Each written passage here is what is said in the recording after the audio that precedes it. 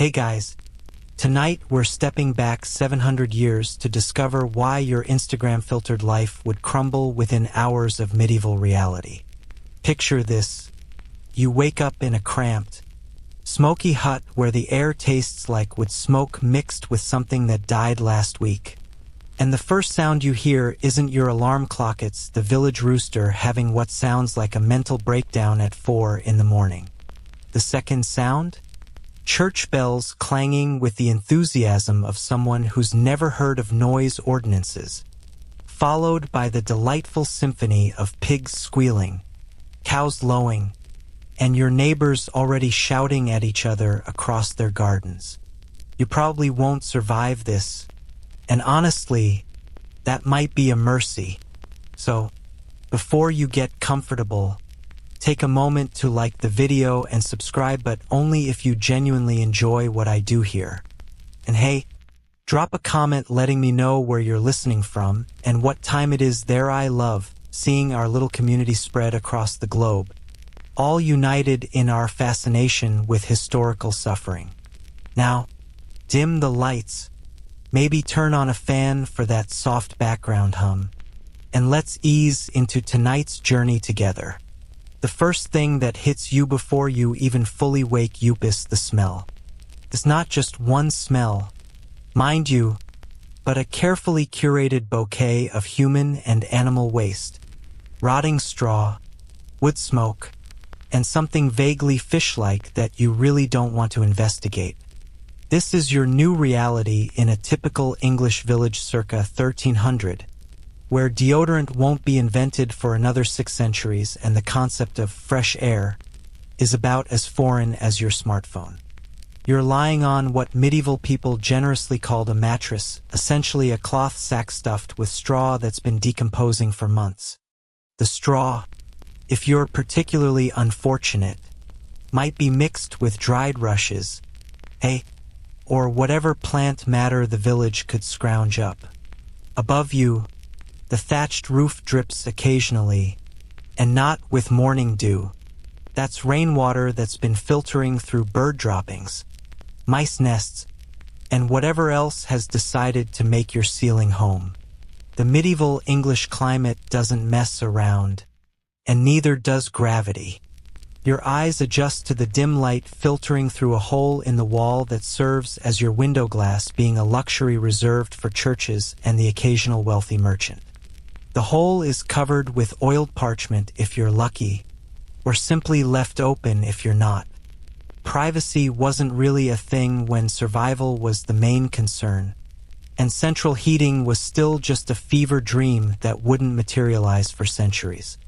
The oiled parchment, by the way, was made from animal skin treated with linseed oil, creating a translucent barrier that let in some light while keeping out most of the wind.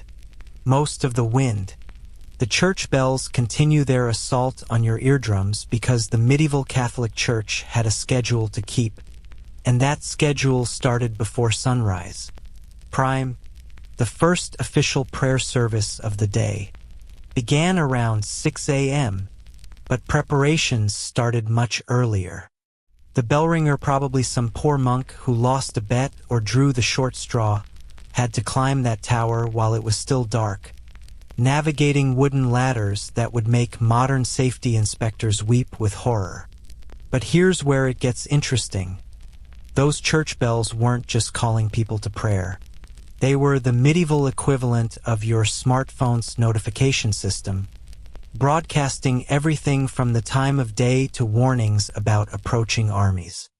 Different patterns meant different things. Rapid clanging might signal fire, while slow, rhythmic tolling announced someone's death. Historians still argue whether bell codes were standardized across regions, but everyone agrees that if you couldn't interpret the bells, you were basically living life on mute in a world that communicated through bronze and iron. You stumble toward what passes for your front door, a wooden affair that hangs on leather hinges and probably hasn't been properly aligned since it was installed. The latch is a simple wooden bar that slides across, offering about as much security as a "please don't rob me" sign. Medieval home security relied more on the fact that everyone was equally poor and desperate, so there wasn't much point in breaking into your neighbor's hovel when they owned the same 3 possessions you did. The door itself tells a story of medieval craftsmanship and corner cutting that would make your contractor blush. It's made from whatever wood was available: oak if the family was prosperous, pine or birch if they were not. The planks are held together with wooden pegs and iron bands, assuming iron was available. More often, everything was held together with hope, prayer, and whatever binding materials could be scrounged from the local area. Stepping outside, you're immediately assaulted by the village's morning routine. Your neighbors are already awake because sleeping in was a luxury nobody could afford. Medieval people typically slept from around 9 p.m. to 4 a.m., but this wasn't one continuous 7-hour stretch like you're used to. They practiced what historians call segmented sleep, falling asleep at sunset, waking around midnight for an hour or 2 of quiet activities, then sleeping again until dawn. During that midnight wake period, people would pray, tend to fires, check on animals, or engage in what medieval texts delicately called marital duties. Some scholars suggest this segmented pattern was actually more natural for human biology, fitting better with natural circadian rhythms than our modern 8-hour block of unconsciousness. But try explaining that to your circadian rhythm when you're running on porridge and prayer instead of your usual caffeine cocktail. The village around you is already buzzing with activity that would make your morning commute look like a spa day. Children who should probably still be in bed are chasing chickens with the determined focus of tiny farmers who understand that breakfast depends on egg collection. These aren't your modern, plump chickens either. These are scrawny, aggressive birds that look like they could probably take you in a fair fight. Women are hauling water from the village well, a process that involves waiting in line, lowering a bucket 40 feet down, and hoping nobody's dumped anything questionable into the water supply lately. The water hauling process alone would be a full-body workout that would leave your gym membership feeling inadequate. Each bucket weighs roughly 40 pounds when full, and most families needed multiple buckets daily for drinking, cooking, and the minimal washing that medieval hygiene allowed. Speaking of water, that well represents the engineering marvel of your new community. Medieval wells were serious business, often dug communally with everyone contributing labor or funds. The process involved digging straight down until they hit the water table, lining the walls with stone if stone was available, or simply hoping the earthen walls wouldn't collapse and bury whoever was down there doing the digging. The village well wasn't just a source of water. It was the social media hub where news spread, gossip flourished, and you could catch up on who was feuding with whom. But here's the thing that would terrify your modern sensibilities. Nobody really understood water contamination. That crystal clear well water might look pure, but it could be harboring diseases that would level your immune system faster than you can say medieval medicine. Medieval people did have some understanding of water quality. They knew that moving water was generally safer than stagnant water, and they tried to locate wells uphill from latrines. But their knowledge was based on observation and superstition rather than scientific understanding of bacteria and waterborne diseases. They thought illness was caused by miasma, bad air, rather than microscopic organisms swimming around in their drinking water. The men are already heading to the fields, carrying tools that look like they were forged in someone's backyard, which they probably were. The village blacksmith was essentially the medieval equivalent of your local hardware store. Auto mechanic and tech support rolled into one soot-covered individual who could fix anything metal and probably save the community from complete collapse on a weekly basis. These tools weren't mass-produced precision instruments. They were hand-forged, often recycled from other metal objects, and repaired until they literally fell apart. A good scythe might last a lifetime if properly maintained, but properly maintained meant regular sharpening, handle replacement, and the kind of intimate knowledge of your equipment that modern people reserve for their phones. You notice there's no street lighting, obviously, but there's also no real concept of streets as you know them. What you're walking on is more like a dirt path that's been trampled down by centuries of feet, hooves, and the occasional cart. When it rains, this path becomes a muddy nightmare that would swallow your shoes and possibly your ankles. When it's dry, it's a dust bowl that coats everything in a fine layer of dirt mixed with pulverized animal waste. The road maintenance was a community responsibility, meaning it was nobody's responsibility. Occasionally, everyone would get together to fill in the worst potholes or clear fallen branches, but mostly people just walked around obstacles and hoped for the best. Wheeled transportation was rare and expensive, so most goods moved on human backs or pack animals that could navigate terrible terrain better than any cart.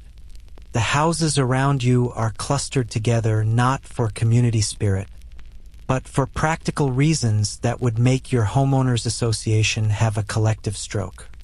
Shared walls meant shared warmth, shared resources for construction, and shared fires for cooking, but it also meant shared smells, shared noises, and shared diseases. When plague hit a medieval village, the close quarters ensured it spread with the efficiency of a viral TikTok video, but with considerably more fatal consequences.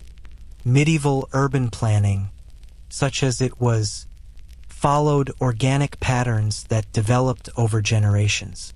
Houses were built wherever space was available, following no particular grid or design philosophy. The result was a maze of narrow alleys, dead ends, and cramped spaces that maximized the number of people who could be crammed into the available area while minimizing nobody's comfort or convenience. Your stomach starts rumbling, reminding you that you haven't eaten since yesterday's disappointing dinner, and breakfast in medieval times was, well, let's just say your expectations need to be lowered significantly. The word breakfast literally means breaking the fast, and in medieval times, that fast lasted from dinner the previous day until whenever you could scrape together something edible the next morning. But before you can even think about food, you need to address the most pressing morning necessity, one that doesn't involve eating. Medieval people had to relieve themselves, just like you do, but they did it in ways that would horrify your modern sensibilities and probably violate several health codes. The village privy, if you're lucky enough to have access to one, is a wooden box built over a pit, located downhill from the well if the village planners had any sense whatsoever. The communal privy was exactly that, communal. Multiple people might use it simultaneously because privacy was less important than efficiency, and social norms around bodily functions were considerably more relaxed than your modern standards would find comfortable. Conversation in the privy was perfectly normal, and people often conducted business deals while conducting other business.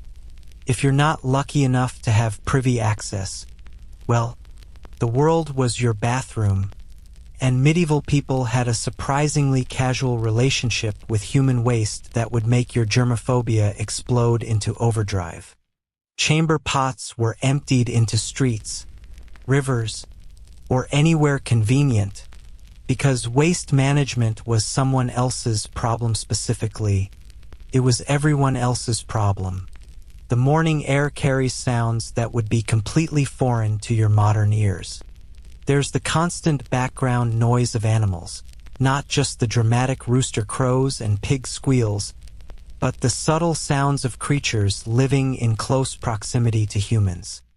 chickens clucking as they scratch for food, cows breathing heavily in their stalls, horses stamping and snorting, and the occasional goat yelling like it's having an existential crisis.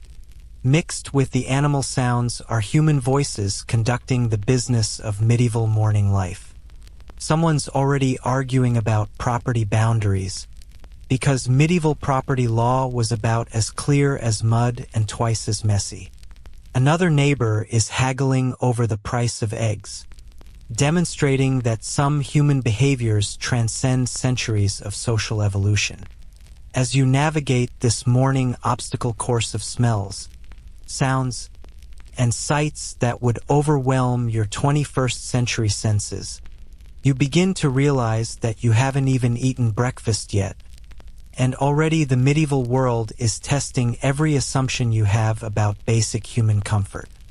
The sun is barely peeking over the horizon, casting long shadows that reveal just how many obstacles, human and otherwise, are scattered around your new neighborhood. The rooster crows again, as if mocking your discomfort, and somewhere in the distance, you hear the sound of someone already arguing about something, probably livestock, boundaries, or whose turn it is to repair the communal oven. Welcome to medieval morning life, where every sunrise brought new opportunities to discover exactly how soft your modern existence has made you, and you haven't even faced the horror show that medieval people called breakfast. The rumbling in your stomach has escalated from polite suggestion to urgent demand, and you're about to discover why medieval people had such a complicated relationship with their first meal of the day. Breakfast, if you can dignify it with that term, wasn't the hearty affair of eggs Benedict and artisanal coffee that your modern palate craves. Instead, it was whatever could be scraped together from yesterday's leftovers, mixed with whatever grain hadn't gone completely bad, and seasoned with desperation and hope. You stumble toward your family's cooking area, which is either a corner of your single-room dwelling or, if you're particularly fortunate, a separate lean-to attached to the main house. The cooking fire has been banked overnight, kept smoldering under a layer of ash, because starting a new fire from scratch was a time-consuming process that involved flint, steel, and enough patience to make a meditation guru weep.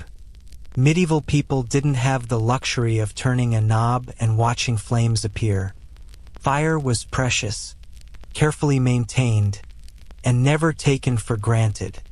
The fire-starting process itself would humble anyone accustomed to modern convenience. Medieval fire-making required striking steel against flint to create sparks, catching those sparks in tinder made from charred cloth or dried fungi, then carefully blowing the smoldering tinder into flame. The entire process could take 20 minutes on a good day, assuming your materials were dry and your technique was perfect. On damp mornings, you might spend an hour trying to coax fire from reluctant materials while your family shivered and your stomach demanded attention. Your cooking pot, a battered iron cauldron that's seen better decades, hangs over the rekindled flames. This pot represents a significant investment. Iron was expensive, and cookware was often passed down through generations like family heirlooms. The pot shows its age in dents, patches, and a patina that speaks of countless meals prepared under conditions that would challenge any modern chef. Into this vessel goes your breakfast porridge, and oh, what a culinary adventure awaits you. The base ingredient is whatever grain your family managed to acquire, store, and keep from rotting over the winter months. If you're eating oats, congratulations, you're dining like medieval royalty. More likely, you're facing a mixture that includes barley, and whatever other grains could be ground into something resembling flour. But here's where medieval breakfast gets really interesting, in the way that food poisoning is interesting. That grain you're about to consume has been stored in conditions that would make a health inspector condemn the entire village. Medieval storage techniques involved keeping grain in wooden chests, clay pots, or sometimes just piles covered with whatever waterproof material could be found. Mice, rats, and insects considered your grain supply their personal buffet, leaving behind calling cards that got cooked right along with your breakfast. The grain storage situation was a constant battle between your family and every creature in the village that needed calories to survive winter. Medieval people tried various techniques to protect their grain supplies. They mixed aromatic herbs that supposedly repelled insects. They built elevated storage platforms to discourage rodents. And they sealed containers with whatever waterproof materials they could find. None of these methods were particularly effective, which meant that every meal included a protein supplement you definitely didn't order. The porridge bubbles sluggishly in your pot, releasing an aroma that can charitably be described as earthy and less charitably as potentially toxic. Medieval people didn't understand the concept of ergot poisoning, but they certainly experienced it. Ergot, a fungus that grows on rye and other grains, could cause hallucinations, convulsions, and death. So your morning meal came with the exciting possibility of an unintentional psychedelic experience, assuming it didn't kill you first. The ergot problem was particularly serious because medieval people couldn't reliably identify contaminated grain. Ergot-infected rye looked slightly different, darker and more elongated, but hungry people weren't always in a position to be selective about their food sources. Entire villages sometimes experienced ergot poisoning simultaneously, leading to outbreaks of what medieval people called St. Anthony's fire, a condition characterized by hallucinations, convulsions, and burning sensations in the extremities.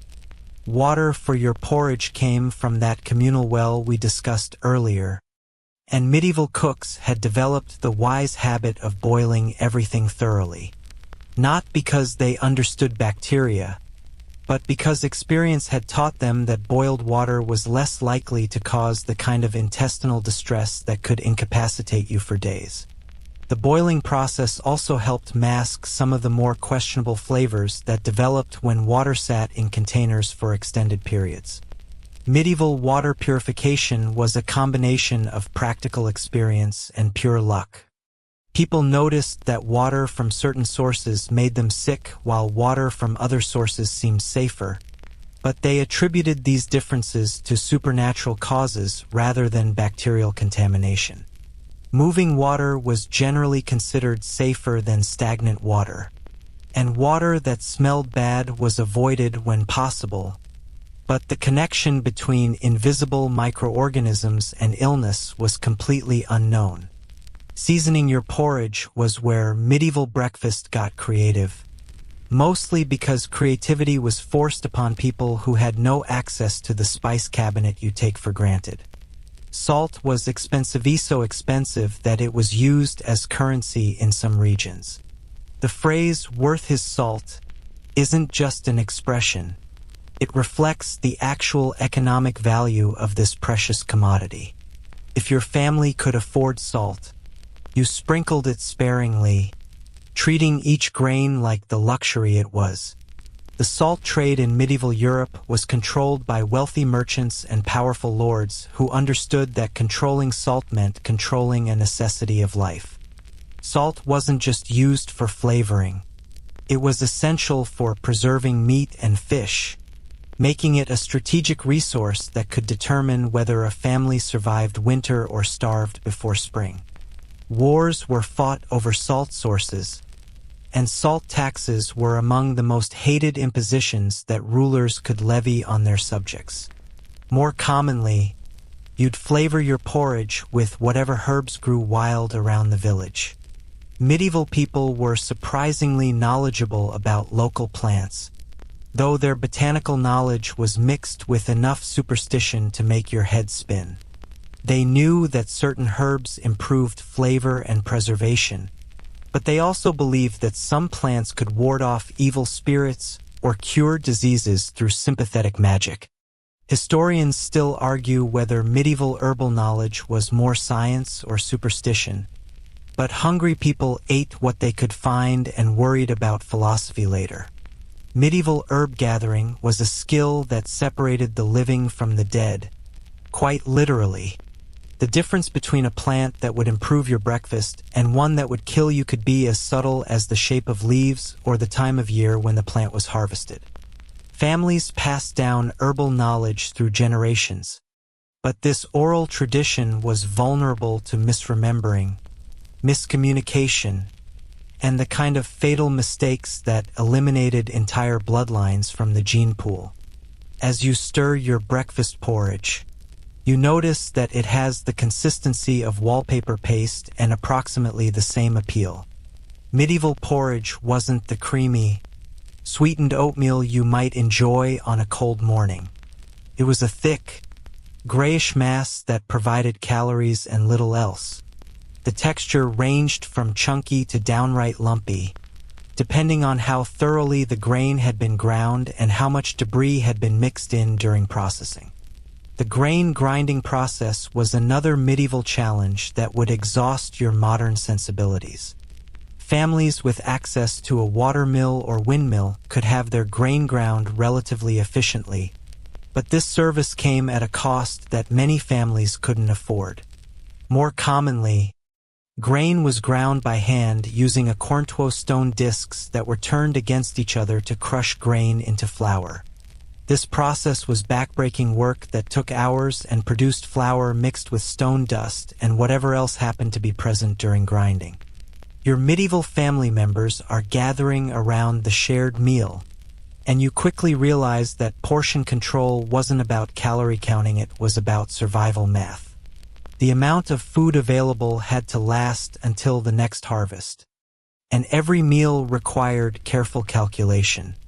Too generous with portions early in the season, and you'd face starvation later. Too stingy, and you wouldn't have the energy needed for the backbreaking labor that kept the family alive. Medieval families lived in constant awareness of the calendar and their food supplies. Spring was the hungriest time, when winter stores were running low but new crops weren't ready for harvest.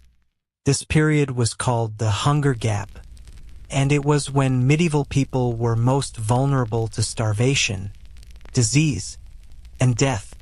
Families learned to stretch their food supplies through techniques that modern people would find appalling. Extending grain with ground acorns, tree bark, or whatever plant material could provide bulk and calories. The eating implements available to you would make your modern kitchen drawer weep with inadequacy. Forget about matched silverware sets or even reliable utensils. You might have a wooden spoon carved from whatever tree was handy, or possibly a horn spoon if someone in your family possessed advanced crafting skills. More likely, you're eating with your hands, which means you'd better hope that hand washing was part of your morning routine, though medieval standards for cleanliness would horrify your modern sensibilities. Medieval utensil making was a specialized craft that required both skill and materials that weren't always available. Horn spoons had to be carefully shaped while the horn was heated. Wooden spoons required carving tools and knowledge of wood grain, and metal utensils were luxury items that most families couldn't afford. Many families owned only one or two eating implements, which meant that meals were eaten in shifts or with creative sharing arrangements that modern hygiene standards would condemn. Bowls were carved from wood, fashioned from clay, or occasionally made from leather. Each family member might have their own bowl, or the entire family might share one large container, passing it around and hoping nobody was harboring anything contagious. Medieval people didn't understand germ theory, so the idea that sharing eating implements could spread disease was completely foreign to them. The pottery available to medieval peasants was crude by modern standards, often unglazed and prone to cracking or breaking. Clay bowls had to be carefully maintained because replacing them required either pottery skills, access to clay deposits, or trade relationships that many families didn't possess. Wooden bowls lasted longer but required regular treatment with animal fat to prevent cracking and splitting. As you take your first spoonful of medieval porridge, your taste buds experience flavors that no modern palate was designed to handle. There's the earthy taste of grain that wasn't completely cleaned before grinding, the slightly sour notes of grain that's been stored just a little too long, and the mysterious crunch of things you really don't want to identify. Medieval milling techniques weren't precise, so your breakfast includes fragments of grain husks, occasional small stones that weren't removed during processing, and the periodic insect that got ground up with everything else. The texture of medieval porridge was determined by factors completely outside the cook's control. The consistency of the flour depended on the condition of the grinding stones, the moisture content of the grain, and the skill of whoever did the grinding. Some days the porridge was relatively smooth. Other days it was so lumpy that chewing became a significant challenge. Medieval people learned to accept whatever texture their breakfast achieved, because complaining about food quality was a luxury that hungry people couldn't afford. The absence of sugar in your medieval breakfast cannot be overstated. Sugar was literally unavailable to common people. It existed in medieval Europe, but only as an exotic spice imported at enormous expense from distant lands. Honey was the primary sweetener, when sweetener was available at all, but honey was also expensive and reserved for special occasions or medical treatments.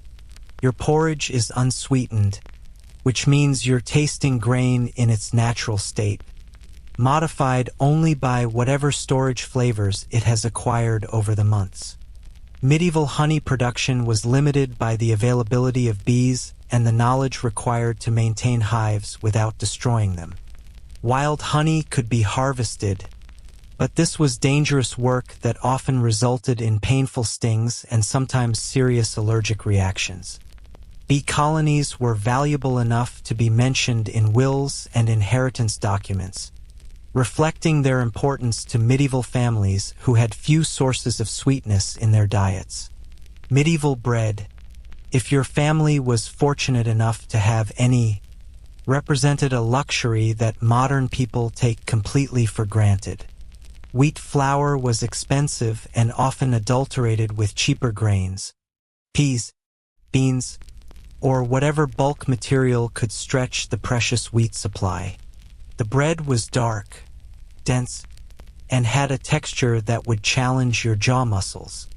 Medieval bakers added whatever they could to increase volume and decrease costs, which meant bread might contain ground acorns, chopped roots, or other creative ingredients that today would be considered animal feed. The social hierarchy of bread consumption was strictly enforced in medieval society.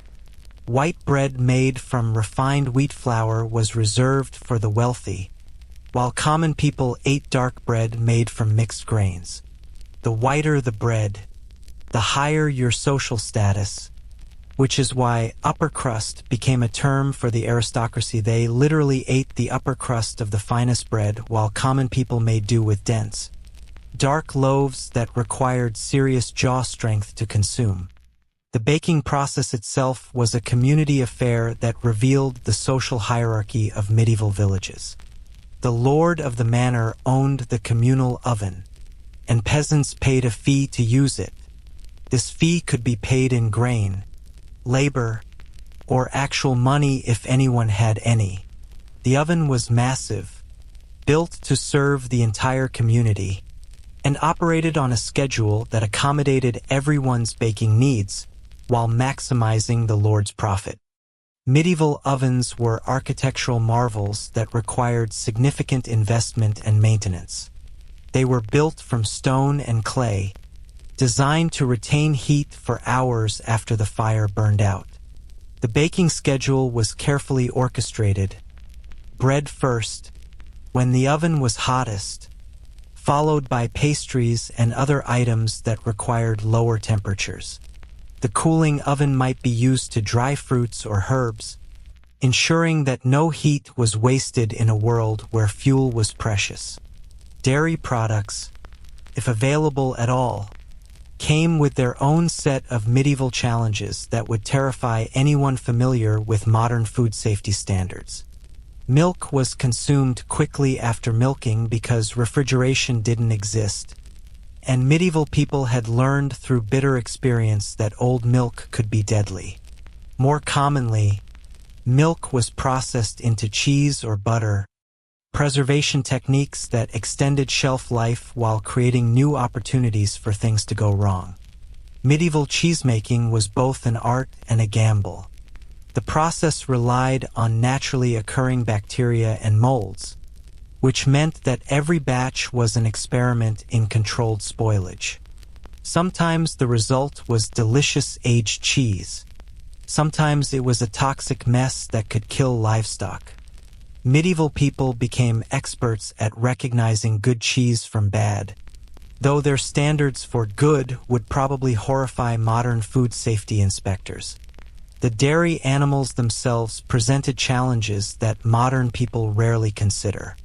Medieval cows were smaller, less productive, and more susceptible to disease than modern dairy cattle. Milking was done by hand, obviously, and the milk quality depended on the animal's health, diet, and the cleanliness of the milking process. A sick cow could produce milk that would sicken an entire family, and there was no reliable way to test milk safety beyond taste and smell.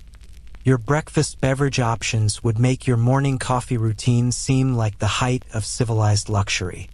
Water, as we've discussed, was potentially dangerous and always suspect. Small beer was the safer optiona low-alcohol beverage that was less likely to harbor deadly microorganisms. Yes, medieval people, including children, drank beer for breakfast, not because they were all alcoholics, but because fermentation created a relatively safe beverage in a world where clean water was never guaranteed. The brewing process for small beer was simple enough that most families could manage it, though quality varied wildly depending on available ingredients and brewing skill.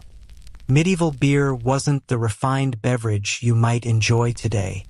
It was often cloudy, sometimes sour, and flavored with whatever herbs or spices could mask the less pleasant aspects of home brewing. Medieval brewing required knowledge that was passed down through generations, and a successful batch depended on factors that brewers didn't fully understand. The role of yeast in fermentation was unknown, so medieval brewers relied on wild yeasts that were present in the environment. Sometimes these wild yeasts produced excellent beer. Sometimes they produced undrinkable swill that had to be discarded, wasting precious grain in the process. As you finish your medieval breakfast, you realize that you've consumed more calories than flavor, more uncertainty than nutrition. Your stomach is technically full, but your modern palate is deeply confused by flavors that don't correspond to anything in your culinary experience. The meal has provided energy, but at the cost of introducing your digestive system to ingredients and preparation methods that evolution never prepared you to handle. The aftermath of medieval breakfast lingers in ways that modern meals don't. The unfamiliar flavors continue to develop in your mouth, and your stomach begins the challenging process of digesting foods that your modern digestive system has never encountered. Medieval people's digestive systems were adapted to these foods through generations of consumption, but your modern gut is about to discover what dietary shock really means. The cleanup process after breakfast reveals another layer of medieval life that would challenge your modern expectations. Those wooden bowls and spoons can't simply be tossed into a dishwasher. They need to be scraped clean, rinsed with precious water, and dried carefully to prevent rotting. Medieval families treasured their eating implements because replacing them required either crafting skills, trade goods, or money that most people simply didn't have. Medieval dishwashing was accomplished with sand, or whatever abrasive materials could remove food residue without damaging the utensils. Soap existed but was expensive and usually reserved for laundry rather than kitchen cleanup. Most cleaning was done with hot water and elbow grease, followed by careful drying to prevent wooden implements from developing the kind of rot that would make them unusable. Looking around at your family members finishing their breakfast, you notice that medieval people had a different relationship with food than anything your modern experience prepared you for. Food wasn't entertainment, comfort, or pleasure. It was fuel for survival, consumed quickly and without ceremony before the day's labor began.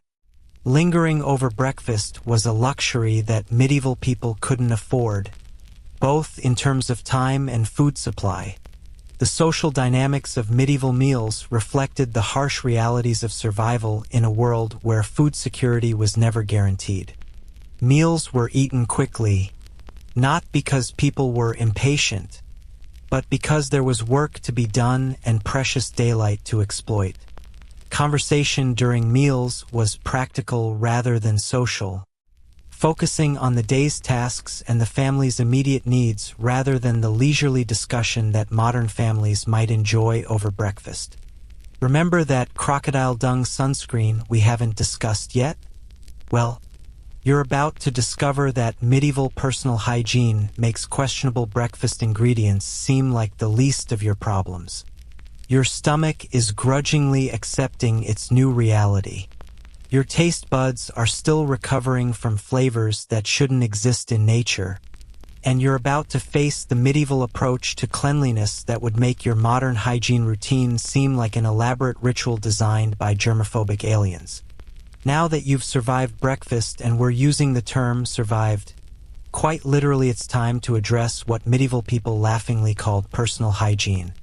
If you thought the food was challenging, wait until you discover medieval approaches to cleanliness that would make your shower routine seem like a sacred ritual performed by hygiene-obsessed deities who understand the meaning of soap.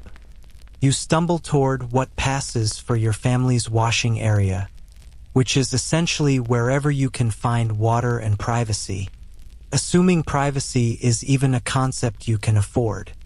Medieval people had a complicated relationship with bathing that stemmed from a perfect storm of religious doctrine, medical theory, and the practical reality that hot water was a luxury most people couldn't afford.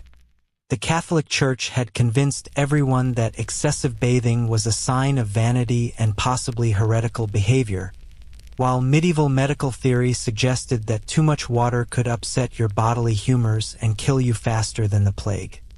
The medieval understanding of hygiene was based on the theory of the four humors: blood, phlegm, yellow bile, and black bile, which were supposed to be kept in perfect balance to maintain health.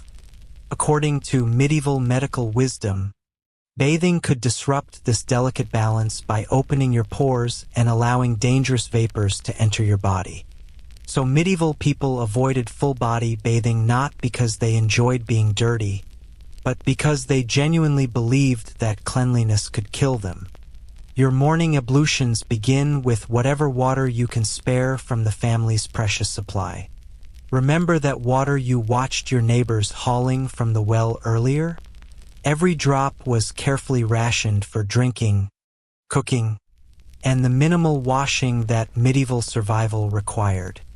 Wasting water on excessive cleanliness was not just impractical, it was potentially life-threatening when drought or contamination could cut off your water supply without warning. The washing process itself would challenge every assumption you have about basic cleanliness. You start by splashing your face with cold water that feels like it was stored in an ice cave, assuming you can spare enough water for face washing. Medieval people practiced what historians politely call dry cleaning, using cloth to wipe away dirt and sweat rather than water to actually wash it away. This technique was surprisingly effective at removing surface grime, though it did nothing for the deeper cleaning that your modern sensibilities demand. Your medieval toothbrush is a frayed twig called a chew stick, usually made from birch, hazel, or whatever tree happened to be available. You chew one end until it frays into bristles, then use those bristles to scrub your teeth with a technique that would make your dental hygienist weep with despair. The chew stick actually works reasonably well for removing food particles and plaque, assuming you can master the technique without shredding your gums in the process. Medieval dental care was a combination of practical necessity and creative desperation that produced surprisingly effective results. People understood that clean teeth were important for health and appearance, even if they didn't understand the bacterial causes of tooth decay. They used various abrasive powders made from ground animal bones, charcoal, or salt to scrub their teeth, creating a cleaning paste that would horrify modern dentists but actually did remove plaque and food debris. The medieval approach to breath freshening reveals the ingenuity of people who understood social dynamics even when they didn't understand biochemistry. Fresh herbs like mint, parsley, or fennel were chewed to mask bad breath, while spices like cloves or cinnamon were used when available. Medieval people were acutely aware that bad breath could affect social and romantic relationships, so they developed various techniques for maintaining acceptable oral hygiene within the constraints of their limited resources. Your hair presents its own medieval challenge that would make your morning routine seem like an elaborate beauty ritual. Medieval people washed their hair infrequently, maybe once a month if they were particularly fastidious, using soap made from animal fat and ash that had the cleaning power of industrial degreaser and approximately the same gentleness. This soap could strip oil from your hair so effectively that your scalp would produce enough sebum to waterproof a boat, leading to the greasy, matted hairstyles that characterized medieval fashion. Medieval hair care was further complicated by the widespread belief that excessive washing could damage your health. Medical theory suggested that washing hair too frequently could cause brain fever, blindness, or various other ailments that made people reluctant to risk cleanliness for its own sake. Instead, medieval people relied on combing and brushing to distribute natural oils and remove dirt, using combs made from bone, wood, or horn that were treasured possessions passed down through generations. The combing process itself was a social activity that served multiple purposes beyond basic grooming. Family members would comb each other's hair, creating bonding opportunities while simultaneously checking for lice, fleas, and other parasites that considered human heads their natural habitat. Medieval people accepted head lice as an inevitable part of life, developing various techniques for managing infestations without the benefit of modern pesticides or understanding of parasitic life cycles. Lice removal was a skill that separated the successful from the socially ostracized, and medieval people developed surprisingly sophisticated techniques for dealing with these unwelcome guests. Fine-toothed combs made from bone or wood were used to physically remove lice and their eggs, while various herbal treatments were applied to discourage reinfestation. The process was time-consuming and required patience that modern people rarely possess, but it was essential for maintaining any semblance of social acceptability. Your medieval clothing presents hygiene challenges that would make your laundry routine seem like a modern miracle. You're wearing the same outfit you wore yesterday, and the day before that, and probably for the past week or more. Medieval people owned very few clothes, typically one everyday outfit, one slightly better outfit for special occasions, and maybe some undergarments if they were particularly prosperous. Washing clothes was an elaborate process that required significant time, water, and materials that most families couldn't spare frequently. Medieval laundry was a community event that typically happened once a month or less, depending on weather, water availability, and the family's other priorities. Clothes were soaked in large vats, beaten with wooden paddles to loosen dirt, scrubbed with harsh soap, and then rinsed repeatedly to remove the soap residue. The entire process could take a full day and required cooperation from multiple family members, making frequent washing impractical for families struggling to meet their basic survival needs. The soap used for medieval laundry was made from animal fat and wood ash, creating a caustic mixture that could clean clothes but also damage fabric and skin. Medieval soap was so harsh that prolonged contact could cause chemical burns, which explains why laundry was done quickly and with minimal hand contact. The soap-making process itself was dangerous, involving boiling fat and lye in conditions that regularly resulted in burns, explosions, and other accidents that made soap production a specialized skill. Your undergarments, assuming you have any, represent a luxury that many medieval people couldn't afford. Linen underclothes were worn by those who could afford them, but linen was expensive and required specialized cultivation and processing that made it a premium textile. More commonly, people wore their outer clothes directly against their skin, with all the hygiene implications that arrangement entailed. Medieval people who did own undergarments treated them as precious possessions that required careful maintenance. Linen shirts or shifts were washed more frequently than outer clothing because they absorbed body oils and sweat, but even frequent washing meant monthly rather than daily cleaning. The linen gradually became softer and more comfortable with repeated washing, but it also became thinner and more fragile, requiring careful handling to prevent tears that couldn't easily be repaired. The medieval approach to body odor reveals a society that had developed different standards for acceptable smells than anything your modern nose could tolerate. Medieval people understood that body odor was socially undesirable, but they addressed it through techniques that would seem bizarre to modern sensibilities. Strong-smelling herbs were sewn into clothing or carried in pouches to mask body odor, while perfumes made from flower essences or animal musk were used by those who could afford such luxuries. Medieval perfume making was a sophisticated art that combined practical odor control with social signaling about wealth and status. Expensive perfumes were made from imported ingredients like ambergris, civet, or exotic spices that cost more than most people earned in a year. More affordable scents were created from local flowers, herbs, and oils, but even these modest perfumes represented a significant expense for families operating on subsistence budgets. Your hands present their own medieval hygiene challenge that would make your hand sanitizer addiction seem quaint. Medieval people worked with their hands, constantly handling animals, working soil, preparing food, and crafting tools without the benefit of gloves or frequent washing opportunities. Hand washing was done when absolutely necessary, using cold water and harsh soap that removed dirt along with skin oils, leaving hands cracked and vulnerable to infection.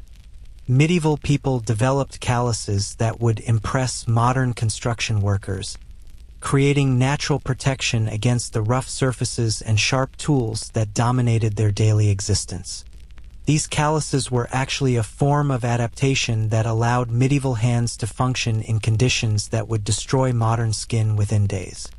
The downside was that calloused, cracked skin harbored bacteria and dirt that no amount of medieval washing could completely remove. The nail care situation would horrify anyone accustomed to modern manicures. Medieval people kept their nails short out of practical necessity. Long nails were incompatible with manual labor and could harbor dirt and disease. Nails were trimmed with knives or simply worn down through daily work, creating jagged edges that caught on clothing and tools. Clean, well-maintained nails were a sign of leisure that most medieval people couldn't afford.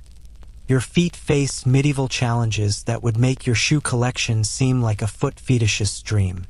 Medieval shoes, when available, were simple leather constructions that provided minimal protection against rough terrain, cold weather, or sharp objects. Many people went barefoot during warm weather, developing thick, callous soles that could handle surfaces that would cripple modern feet within minutes. Medieval foot hygiene was practically non-existent by modern standards. Feet were washed when the rest of the body was washed, which wasn't often, and shoes were worn without socks unless you could afford linen foot wrappings. The combination of rarely washed feet, minimal footwear, and constant walking on rough surfaces created conditions that would challenge even the most robust immune system. The medieval understanding of personal cleanliness was fundamentally different from modern concepts in ways that reflected their different priorities and resources. Cleanliness was important for social acceptance and basic health, but it was balanced against the practical constraints of survival in a world where resources were scarce and knowledge was limited. Medieval people weren't dirty because they enjoyed filth. They were operating within a system of constraints that made modern hygiene standards literally impossible to achieve. Historians still argue whether medieval people were actually dirtier than modern people or simply dirty in different ways. Some evidence suggests that medieval people were more concerned with cleanliness than popular stereotypes suggest, while other evidence indicates that medieval hygiene standards would horrify modern sensibilities. The truth probably lies somewhere between these extremes, reflecting the diversity of medieval society and the varying resources available to different social classes. As you finish your medieval morning hygiene routine, you realize that you've spent more time and effort on basic cleanliness than most modern people spend on their elaborate beauty routines, but you've achieved results that wouldn't pass inspection at a modern preschool. Your body is technically clean by medieval standards, but your modern sensibilities are deeply disturbed by smells, textures, and sensations that shouldn't exist in a civilized world. Your clothes feel rough against skin that's been scrubbed with materials that would be classified as industrial abrasives. Your hair has the texture of straw that's been treated with automotive degreaser, and your breath has been freshened with herbs that taste like they were harvested from a medieval witch's garden. Which means you're absolutely filthy by any modern standard. Remember that breakfast porridge that tasted like it was seasoned with desperation? Your hygiene routine has been seasoned with roughly the same ingredients, and you're about to discover that medieval work routines make your morning self-care ritual seem like a luxury spa treatment designed for people who have clearly lost touch with the harsh realities of survival. The sun is climbing higher. Your fellow villagers are already deep into their daily labors, and you're about to learn why medieval people had such short life expectancies. Spoiler alert, it wasn't just the food and hygiene that would kill you. Now that you've achieved what medieval people generously called cleanliness, it's time to discover why the average medieval peasant had the life expectancy of a mayfly and the physical condition of someone who's been put through a meat grinder operated by particularly vindictive demons. Welcome to medieval work, where your 8-hour day with coffee breaks and ergonomic office chairs would be considered the height of pampered luxury by people who understood that stopping work meant starving to death. You stumble out of your hovel and into the medieval workplace, which is essentially everywhere outside your door.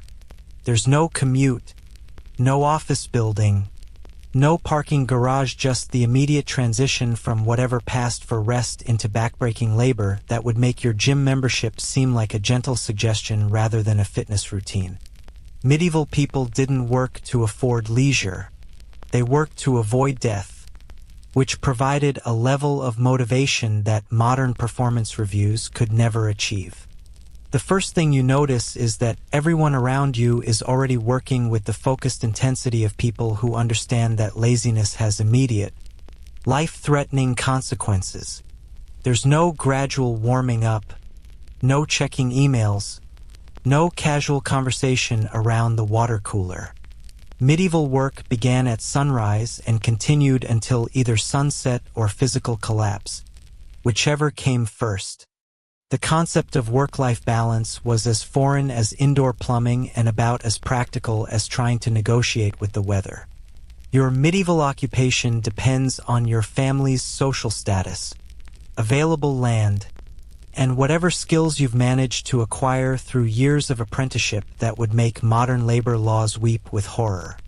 If you're lucky enough to be a farmer, and in medieval terms, owning or working farmland was actually a form of luxury, about to discover that agricultural work is a full-contact sport played against opponents who never take a day off. Weather, pests, disease, and soil that seems actively hostile to anything green. Medieval farming was conducted with tools that would make your garden shed look like a high-tech agricultural research facility. Your plow, assuming your family owns one, is essentially a pointed stick reinforced with whatever metal could be scavenged, hammered into shape, and attached with leather straps that need constant repair. This primitive instrument is supposed to break ground that's been hardened by winter frost, summer drought, and centuries of use that has compacted the soil into something resembling concrete. The plowing process itself would humble anyone accustomed to modern machinery.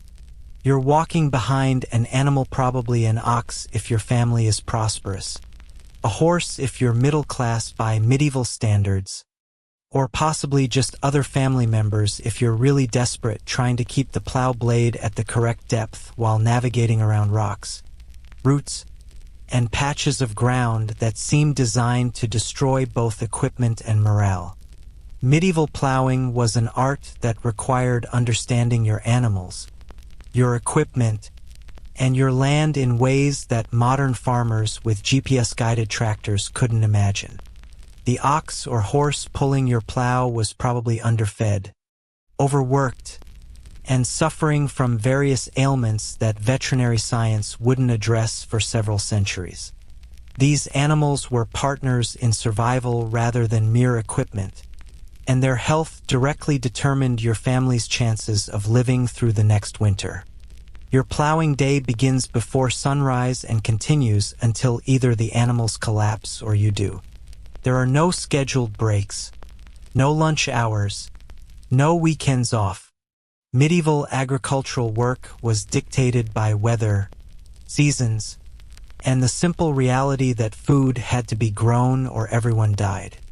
You plow until the field is finished, regardless of how long that takes or what physical toll it extracts from your body. The soil you're trying to cultivate would challenge modern agricultural science with its combination of poor drainage, nutrient depletion, and contamination from centuries of human and animal waste. Medieval people didn't understand soil chemistry, crop rotation, or fertilization techniques that could maintain soil health over time.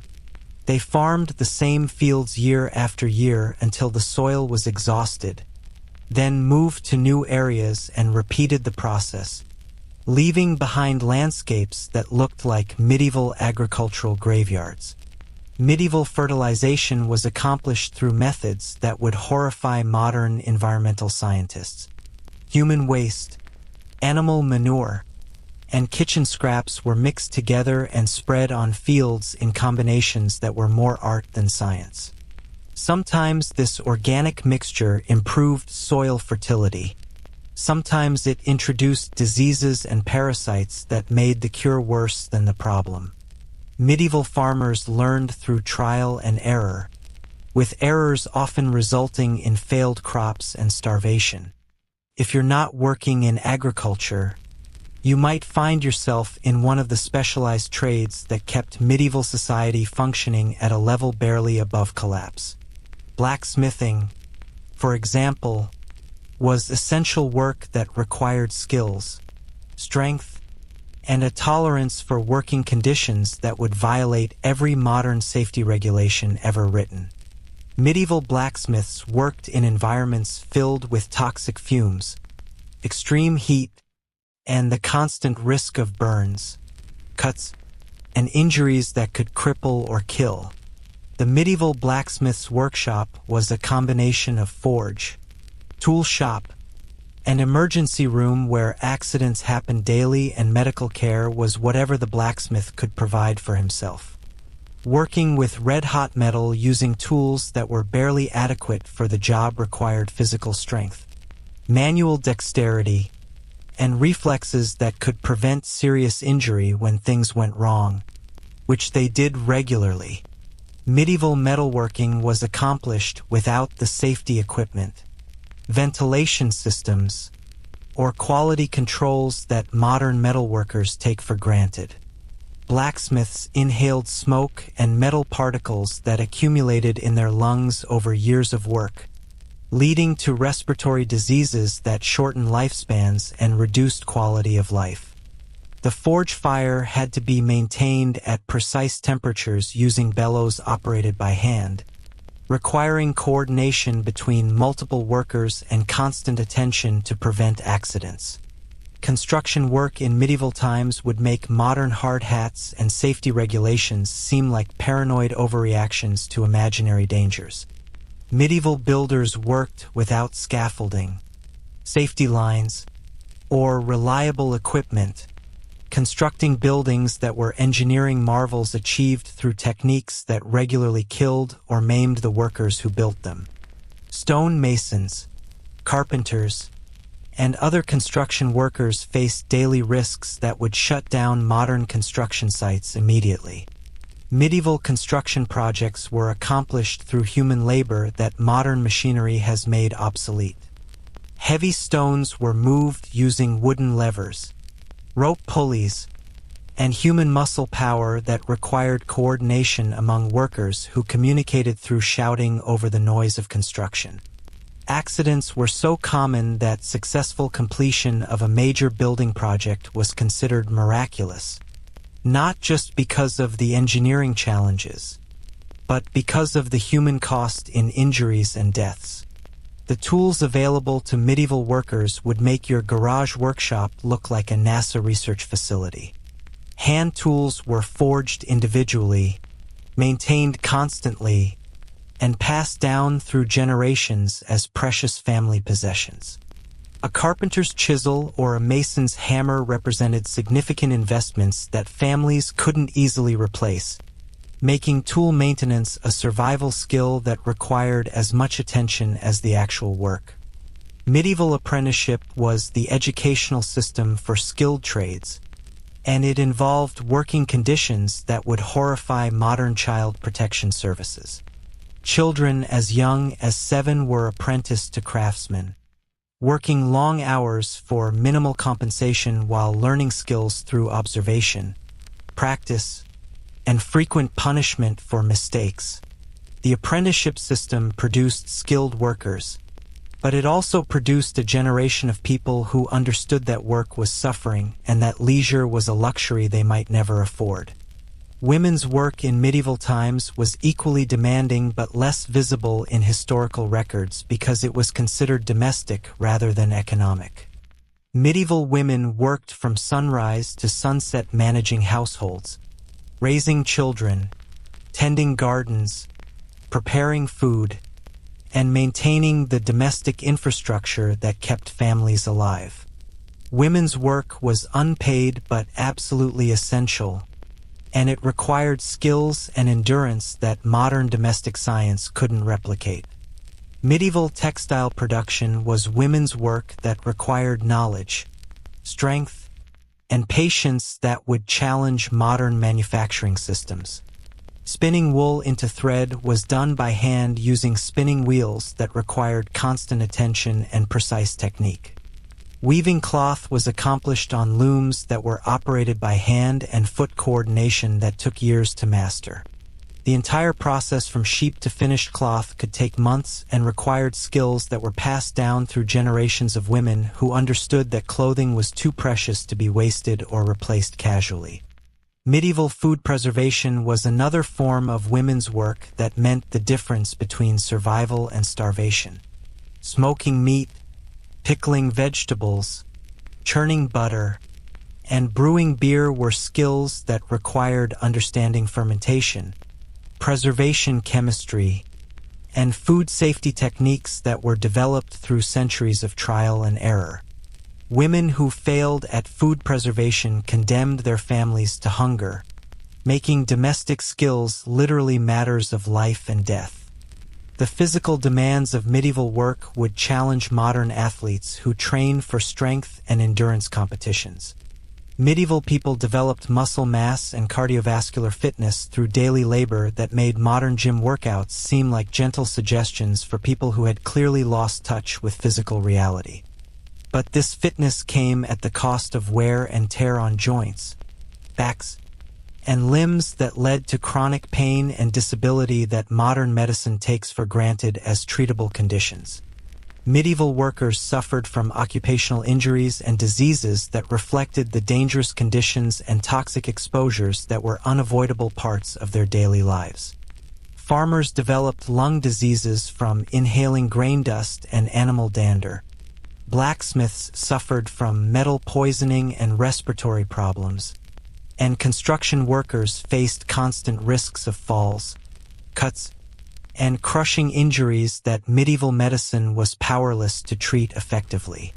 The working hours that medieval people endured would violate modern labor laws in ways that would result in immediate workplace shutdowns and criminal charges against employers. Medieval people worked from sunrise to sunset during summer months, which could mean 14-hour days of physical labor without adequate food, water, or rest. Winter brought shorter days but also brought different challenges as people struggled to maintain their tools, animals, and buildings in conditions that made outside work nearly impossible. Medieval work was seasonal in ways that modern people rarely experience, with different times of year bringing completely different types of labor and stress. Spring meant plowing and planting, summer meant cultivating and harvesting, autumn meant preserving and storing food, and winter meant maintaining equipment and surviving on stored resources. Each season brought its own challenges and its own opportunities for failure that could doom a family to starvation or death. The psychological stress of medieval work was compounded by the constant awareness that failure meant death, not just inconvenience or financial hardship. Modern people who complain about job stress would find medieval work stress literally incomprehensible, because medieval people worked with the knowledge that their labor was all that stood between their families and starvation, disease, and death. Historians still argue whether medieval people were actually less happy than modern people or simply faced different types of challenges that required different coping mechanisms. Some evidence suggests that medieval people found satisfaction in work that directly contributed to their survival, while other evidence indicates that medieval working conditions created levels of stress and suffering that modern people couldn't endure. As your medieval workday progresses, you begin to understand why medieval people aged so rapidly and died so young. Your back aches from bending over crops. Your hands are bleeding from handling rough tools and materials, and your muscles are screaming from exertion that modern people would consider cruel and unusual punishment. You've been working for 6 hours and you still have 8 hours remaining before sunset allows you to consider rest. Remember that hygiene routine that left you feeling like you'd been scrubbed with industrial equipment? Your workday is making that morning cleanliness seem like a distant memory as sweat, dirt, and various unidentifiable substances coat your body in layers that will require another round of medieval cleaning techniques that you're already dreading. The sun is climbing toward its peak. Your stomach is reminding you that breakfast was insufficient fuel for this level of physical exertion. And you're about to discover that medieval social hierarchies were designed to ensure that showing proper respect was more important than your personal comfort, dignity, or survival.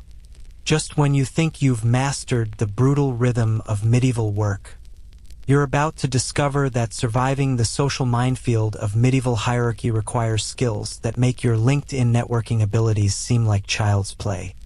Medieval society was structured like an elaborate game of Simon Says, except Simon could have you executed for getting the rules wrong, and the rules changed depending on who was watching, what day it was, and whether someone important had gotten up on the wrong side of their flea-infested bed.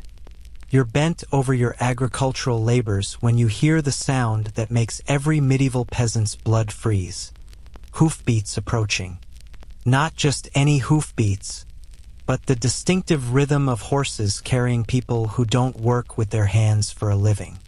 This could be the local lord making his rounds, a traveling knight looking for entertainment, or a tax collector arriving to extract whatever wealth you thought you might have hidden away. None of these options bode well for your continued comfort or survival. Medieval social hierarchy was based on a feudal system that modern people struggle to understand because it combined legal obligations, economic relationships, and social customs into a structure that was simultaneously rigid and arbitrarily flexible. You occupied a specific place in this hierarchy based on your birth, your land holdings, your relationships with powerful people, and your ability to navigate social customs that were never written down but were absolutely essential for survival. At the top of this social pyramid sat the king, followed by various levels of nobility, clergy, merchants, craftsmen, and finally peasants like yourself who occupied the bottom rung and were reminded of that fact constantly. But the practical reality was more complicated, because local power structures, personal relationships, and economic necessities created a web of obligations and expectations that could change without warning and always seemed designed to benefit someone other than you. The approaching riders resolve into a group that includes someone wearing clothes that cost more than your family earns in a decade. This is bad news, because wealthy people in medieval times didn't travel to peasant villages for social calls or sightseeing tours. They came to collect things, taxes, labor, crops, or entertainment that usually involved watching peasants suffer in creative ways. Your survival now depends on demonstrating the appropriate level of subservience without appearing either rebellious or completely worthless. Medieval etiquette was a complex system of bows, gestures, verbal formulas, and behavioral codes that signaled your social status and your understanding of your place in the hierarchy. The wrong bow could be interpreted as mockery, while insufficient deference could be seen as rebellion. Too much groveling might suggest that you were hiding something valuable, while too little could indicate dangerous independence that needed to be crushed immediately.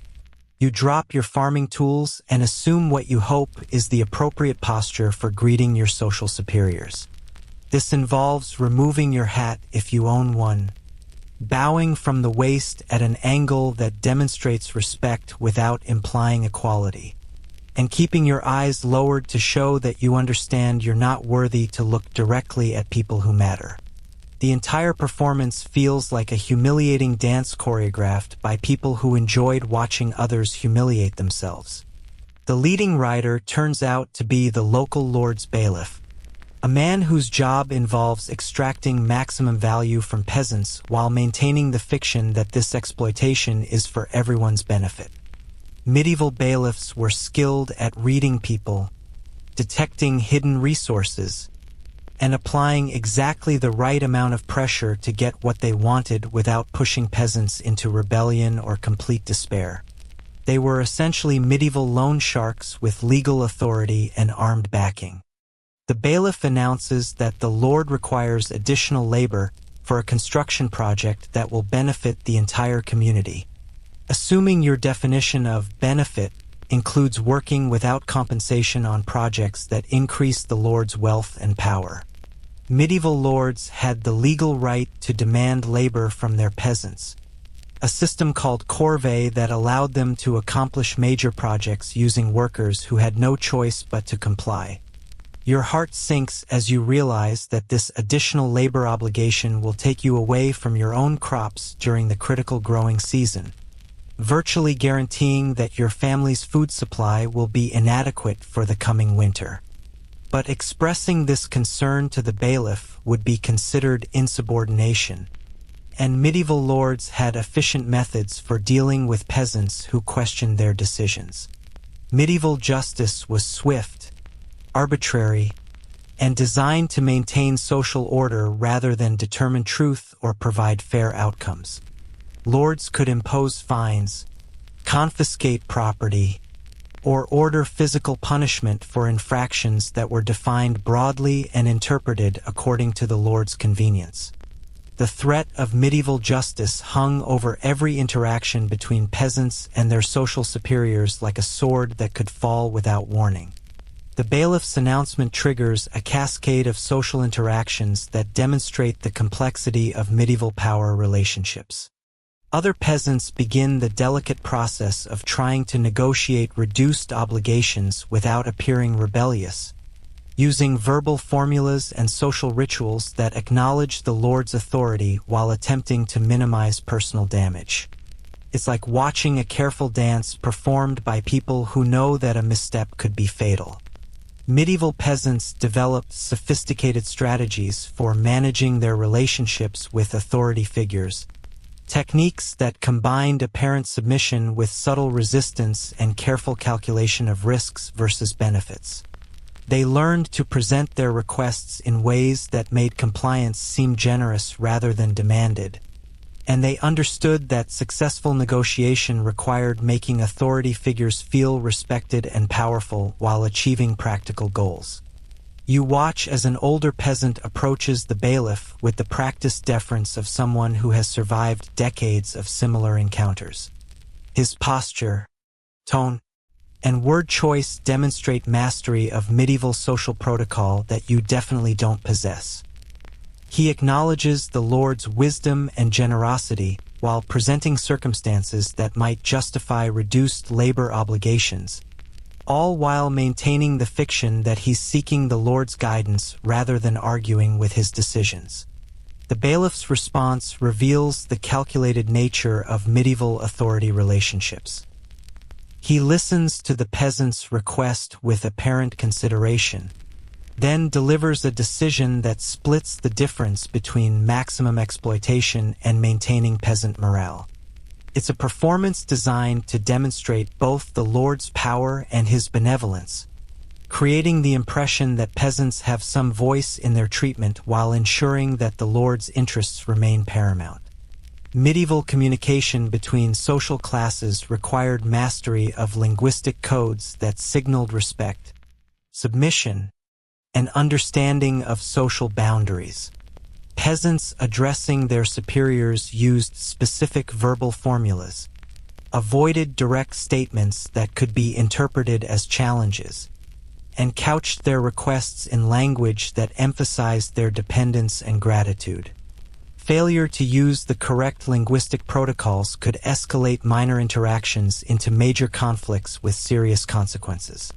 You attempt to follow the older peasant's example when the bailiff turns his attention to you, but your modern sensibilities rebel against the level of self-abasement that medieval social survival required.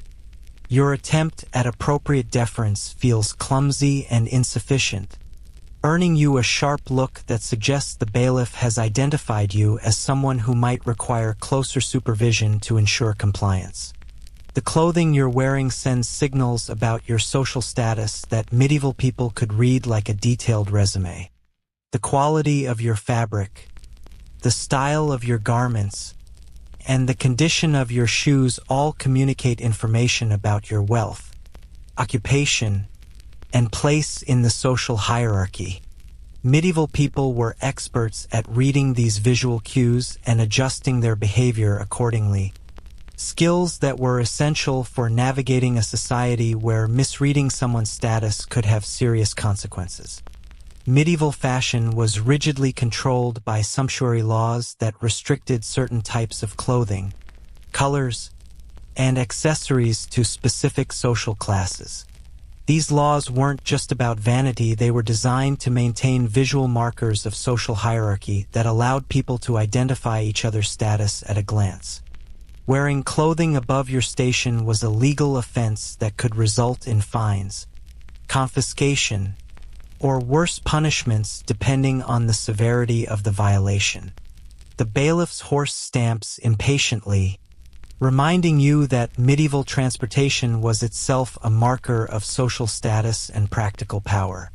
Horses were expensive to acquire and maintain, requiring specialized knowledge, significant resources, and access to fodder that peasants could rarely afford. The ability to travel quickly and efficiently gave mounted people significant advantages in communication, trade, and military power that reinforced their social dominance. Medieval horses weren't just transportation, they were weapons, status symbols, and economic assets that represented significant investments in medieval society. A good war horse could cost more than a peasant family's total wealth, while even modest riding horses represented resources that most people could never accumulate. The presence of mounted people in a peasant village was always significant because it represented the arrival of people with resources, authority, and options that peasants didn't possess. The bailiff begins collecting information about each family's resources, obligations, and potential contributions to the Lord's project. This census-taking process reveals the extent to which medieval lords monitored and controlled their peasants' lives, maintaining detailed knowledge of who owned what, who owed what, and who might be hiding resources that could be extracted for the Lord's benefit. Medieval record-keeping was surprisingly sophisticated, with lords maintaining rolls that tracked peasant obligations, land holdings, marriage arrangements, and economic activities. These records were used to maximize revenue extraction while ensuring that peasants retained just enough resources to remain productive. The balance was delicate too much exploitation would drive peasants to rebellion or flight, while too little would leave potential wealth unexploited. You realize that every aspect of your medieval life is subject to oversight and control by people whose primary interest is extracting maximum value from your labor. Your marriage, your children's futures, your economic activities, and even your movement from place to place are all subject to approval or restriction by authorities who see you primarily as a resource to be managed rather than a person with inherent rights or dignity. Medieval peasants lived under legal restrictions that would seem incomprehensible to modern people accustomed to personal freedom and legal rights. Peasants couldn't leave their lord's land without permission, couldn't marry without approval, and couldn't engage in economic activities that competed with their lord's interests. These restrictions weren't just traditional customs, they were legally enforced obligations that could be upheld through violence if necessary. The concept of individual rights that modern people take for granted simply didn't exist for medieval peasants, who were born into legal relationships that defined their obligations and limitations for their entire lives. Social mobility was possible but difficult, requiring exceptional circumstances, unusual opportunities, or the kind of political connections that most peasants never developed.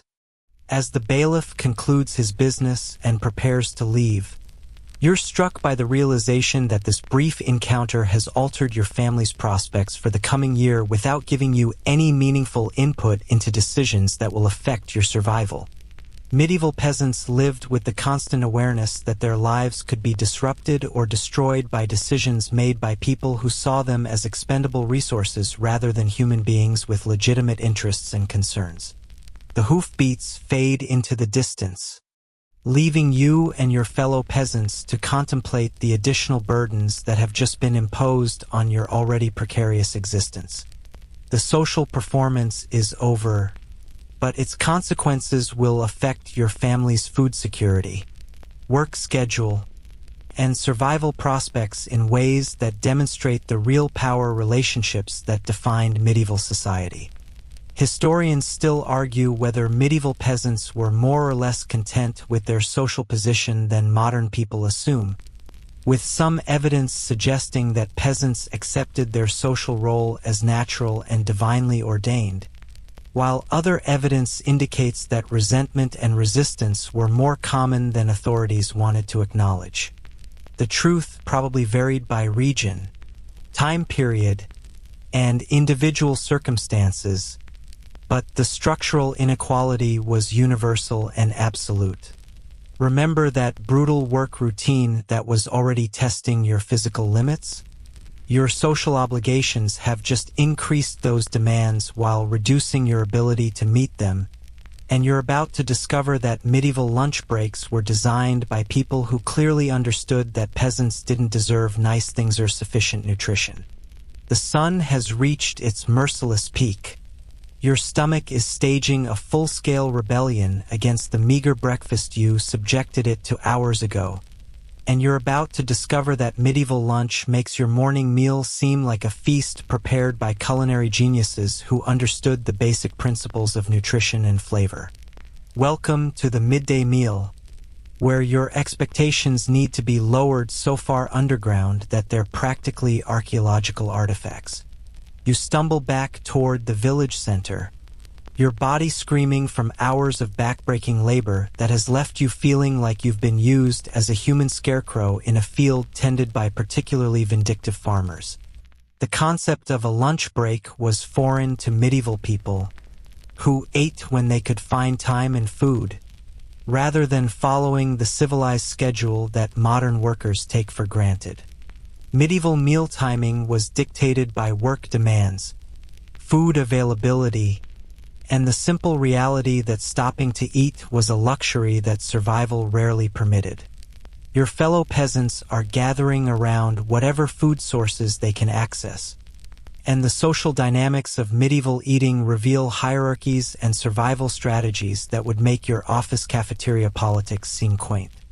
Food sharing wasn't about generosity, it was about survival calculation, social obligation, and the complex web of relationships that determined who ate what and when during times when there wasn't enough food for everyone to be satisfied.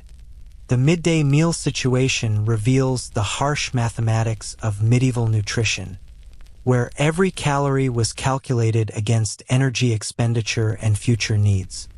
Medieval people lived with the constant awareness that today's meal might need to be reduced to ensure tomorrow's survival, creating a relationship with food that was fundamentally different from modern attitudes toward eating as pleasure, comfort, or social activity. You discover that your lunch consists of whatever leftover porridge survived breakfast, supplemented by whatever additional food sources your family has managed to scrape together since morning. This might include bread if you're fortunate, cheese if you're prosperous, or simply more of the same grain-based gruel that formed the foundation of medieval peasant diet. The variety that modern people expect from meals was a luxury that medieval survival couldn't accommodate. Medieval bread, when available for lunch, had been baked days or even weeks earlier and stored in conditions that would horrify modern food safety inspectors. Medieval people didn't understand that bread could harbor dangerous molds and bacteria, but they did understand that hard, Stale bread could be softened by soaking it in whatever liquid was available. This created a soggy, flavorless mass that provided calories without anything resembling pleasure or adequate nutrition. The soaking liquid for your stale bread might be water, small beer, or whatever broth could be created from vegetable scraps and bones that had been boiled repeatedly until they surrendered whatever nutrition they contained. Medieval people were experts at extracting maximum nutrition from minimum resources, developing techniques for turning scraps into meals that provided survival-level sustenance without waste. Your medieval cheese, assuming your family possesses any, represents a preservation success story that came with significant risks and challenges. Medieval cheesemaking was a process that relied on controlled bacterial growth and aging techniques that could either create nutritious food or deadly toxins depending on factors that medieval people couldn't completely control. Each bite of medieval cheese was essentially a gamble with your digestive system and potentially your life. Medieval people developed sophisticated techniques for evaluating cheese safety that relied on visual inspection, smell testing, and taste sampling that determined whether cheese was safe to eat or dangerous enough to feed to animals or dispose of entirely. These evaluation skills were learned through experience and passed down through generations of people who understood that bad cheese could kill faster than hunger. The communal aspects of medieval lunch reveal social structures and survival strategies that modern people rarely experience. Families shared food not just within their household but with neighbors, relatives, and community members according to complex social obligations that ensured survival during difficult times while creating debts and relationships that lasted for generations. Medieval food sharing was governed by unwritten rules that took into account family relationships, community status, previous favors, and future obligations in ways that created a social safety net for survival while establishing hierarchies and dependencies that affected every aspect of village life. Understanding these social food networks was essential for survival because isolation from community food sharing could mean starvation during bad harvests or family emergencies. Your eating utensils for lunch are the same inadequate implements you used for breakfast, assuming they haven't been broken, lost, or confiscated by someone with more authority than you possess. Medieval people treasured their eating tools because replacement was difficult, expensive, or impossible depending on local resources and craft skills. A broken spoon could mean eating with your hands for months until a replacement could be acquired through trade, craft, or inheritance. The medieval approach to food hygiene during lunch would violate every modern health code ever written, but it reflected practical realities that medieval people couldn't change through wishing or regulation. Food was prepared and served in conditions that exposed it to contamination from animals, insects, human contact, and environmental factors that medieval people couldn't control or avoid. Medieval people understood that some foods were more dangerous than others and developed strategies for minimizing food poisoning that were based on observation and experience rather than scientific understanding of bacterial contamination. They knew that certain combinations of foods caused illness, that food stored in specific ways was more likely to cause problems, and that hungry people sometimes had to choose between potentially dangerous food and certain starvation. Your lunch beverage options remain as limited and potentially dangerous as they were at breakfast, with the added challenge that midday heat has made water even more questionable and small beer even more necessary for survival. Medieval people consumed remarkable quantities of low-alcohol beverages not because they enjoyed being constantly intoxicated, but because fermentation was the most reliable method for creating safe drinks in a world where water purification was impossible. Medieval brewing for daily consumption was a household skill that required constant attention, adequate ingredients, and enough knowledge to avoid creating beverages that were either too weak to be safe or too strong to allow functional daily life. The brewing process had to be maintained continuously because medieval people couldn't store large quantities of beer without spoilage, meaning that families were constantly managing fermentation cycles while attending to their other survival needs. The flavoring options for your medieval lunch would make your spice cabinet seem like a treasure trove assembled by people who clearly understood that food was supposed to taste good. Salt remained expensive and rationed. Herbs were limited to whatever grew locally and could be preserved through winter, and spices were completely unavailable to people operating on subsistence budgets. Medieval people developed creative techniques for adding flavor to bland foods using whatever resources were available locally and seasonally. Wild herbs, tree nuts, berries, and other foraged materials were incorporated into meals when possible, but these additions required botanical knowledge that could distinguish between nutritious plants and toxic ones that could kill unwary foragers. Foraging skills were essential for medieval survival, but also dangerous for people without adequate knowledge of local plant life. Medieval people learned to identify edible plants through family teaching and community knowledge, but this oral tradition was vulnerable to mistakes, misremembering, and the kind of errors that could eliminate entire families from the gene pool. Every foraged addition to lunch represented both nutritional opportunity and potential disaster. Your medieval lunch companions include family members whose survival depends on the same precarious food sources that sustain you, creating meal dynamics that combine cooperation with competition in ways that modern family meals rarely experience. Medieval families had to balance individual nutritional needs against family survival, making decisions about food distribution that affected everyone's health and survival prospects.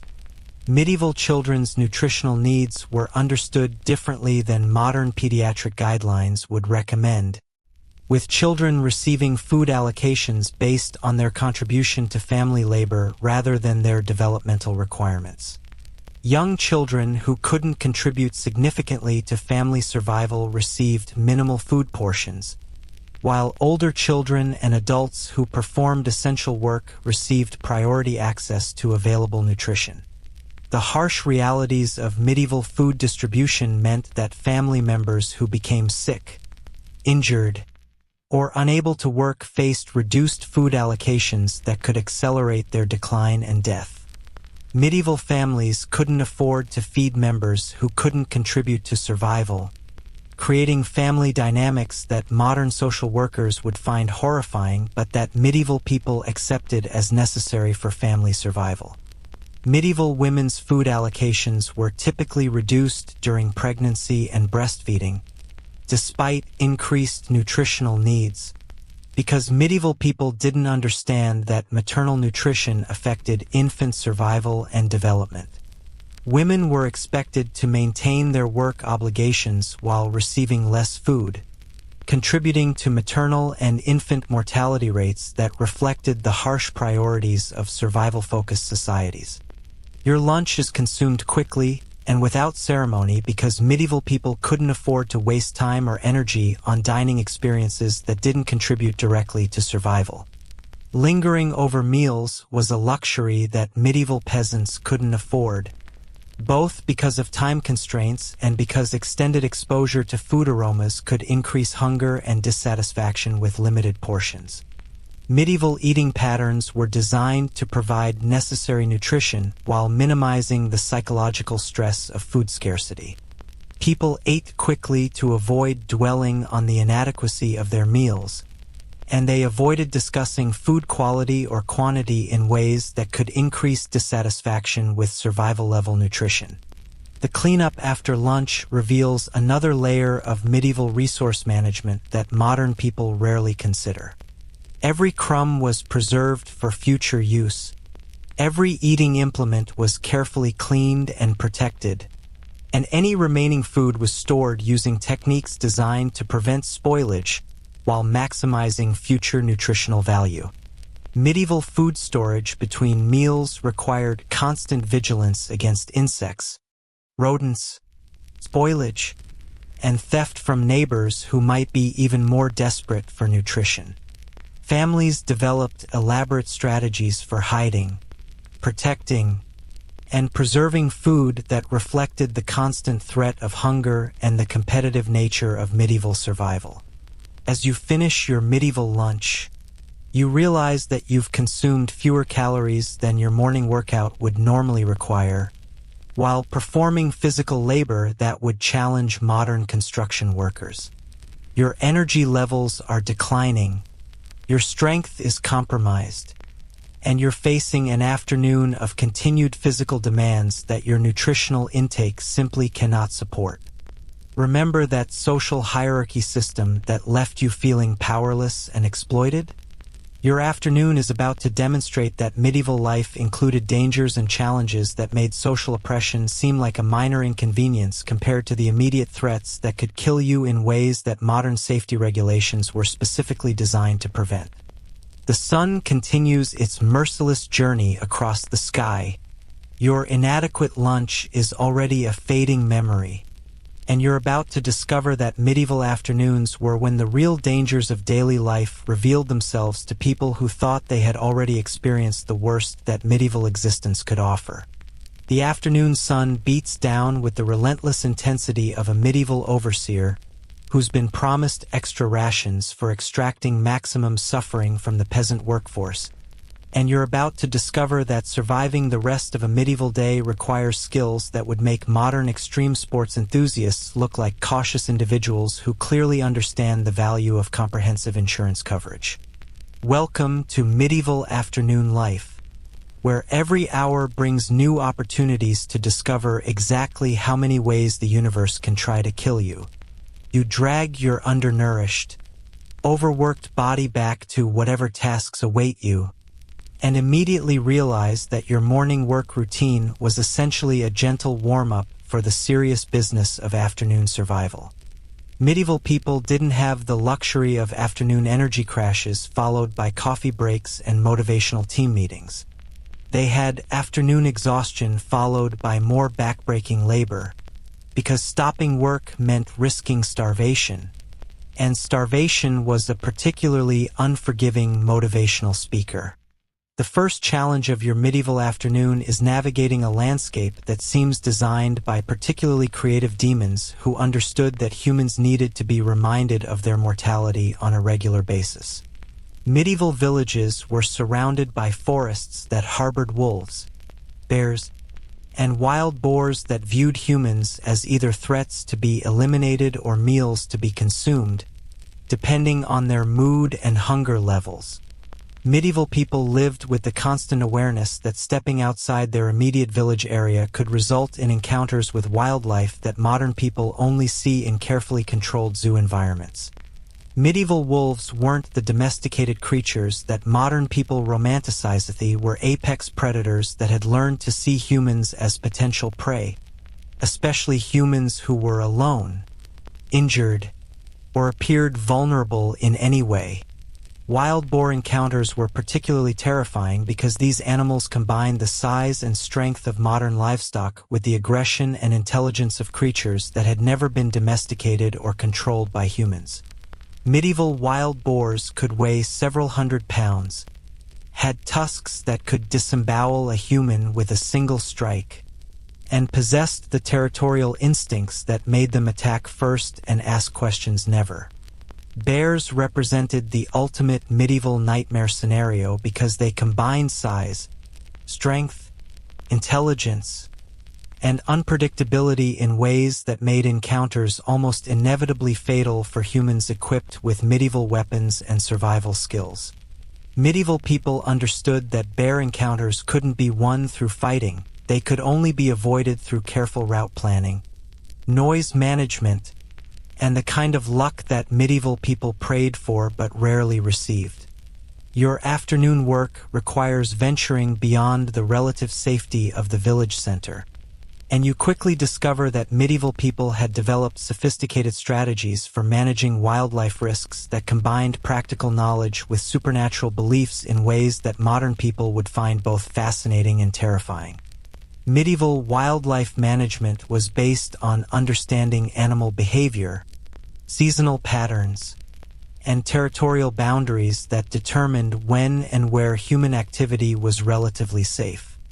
Medieval people carried various protective items that combined practical utility with supernatural protection in ways that reflected their understanding of a world where natural and supernatural dangers were equally real and equally threatening.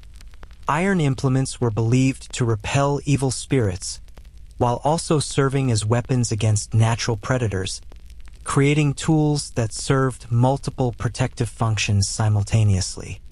But wildlife wasn't the only danger lurking in your medieval afternoon. Disease was an omnipresent threat that could strike without warning and kill with efficiency that modern people can barely comprehend.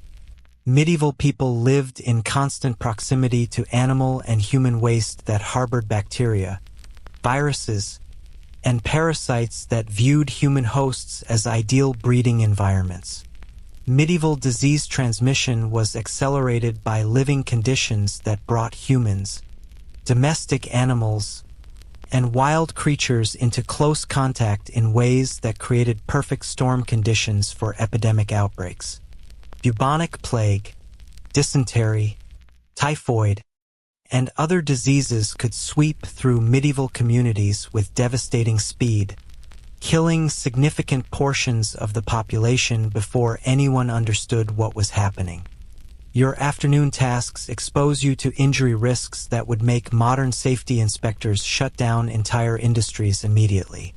Medieval tools were sharp, heavy, and designed for efficiency rather than user safety, creating constant opportunities for cuts, crushes, and other injuries that could cripple or kill in a world where medical treatment was limited to prayer and herbal remedies of questionable effectiveness. Medieval people developed remarkable skills for working with dangerous tools and in hazardous conditions, but these skills were learned through experience that often included serious injuries and permanent disabilities. Missing fingers, scarred hands, and limping gaits were common among medieval workers who had survived the learning process that separated competent craftsmen from dead apprentices.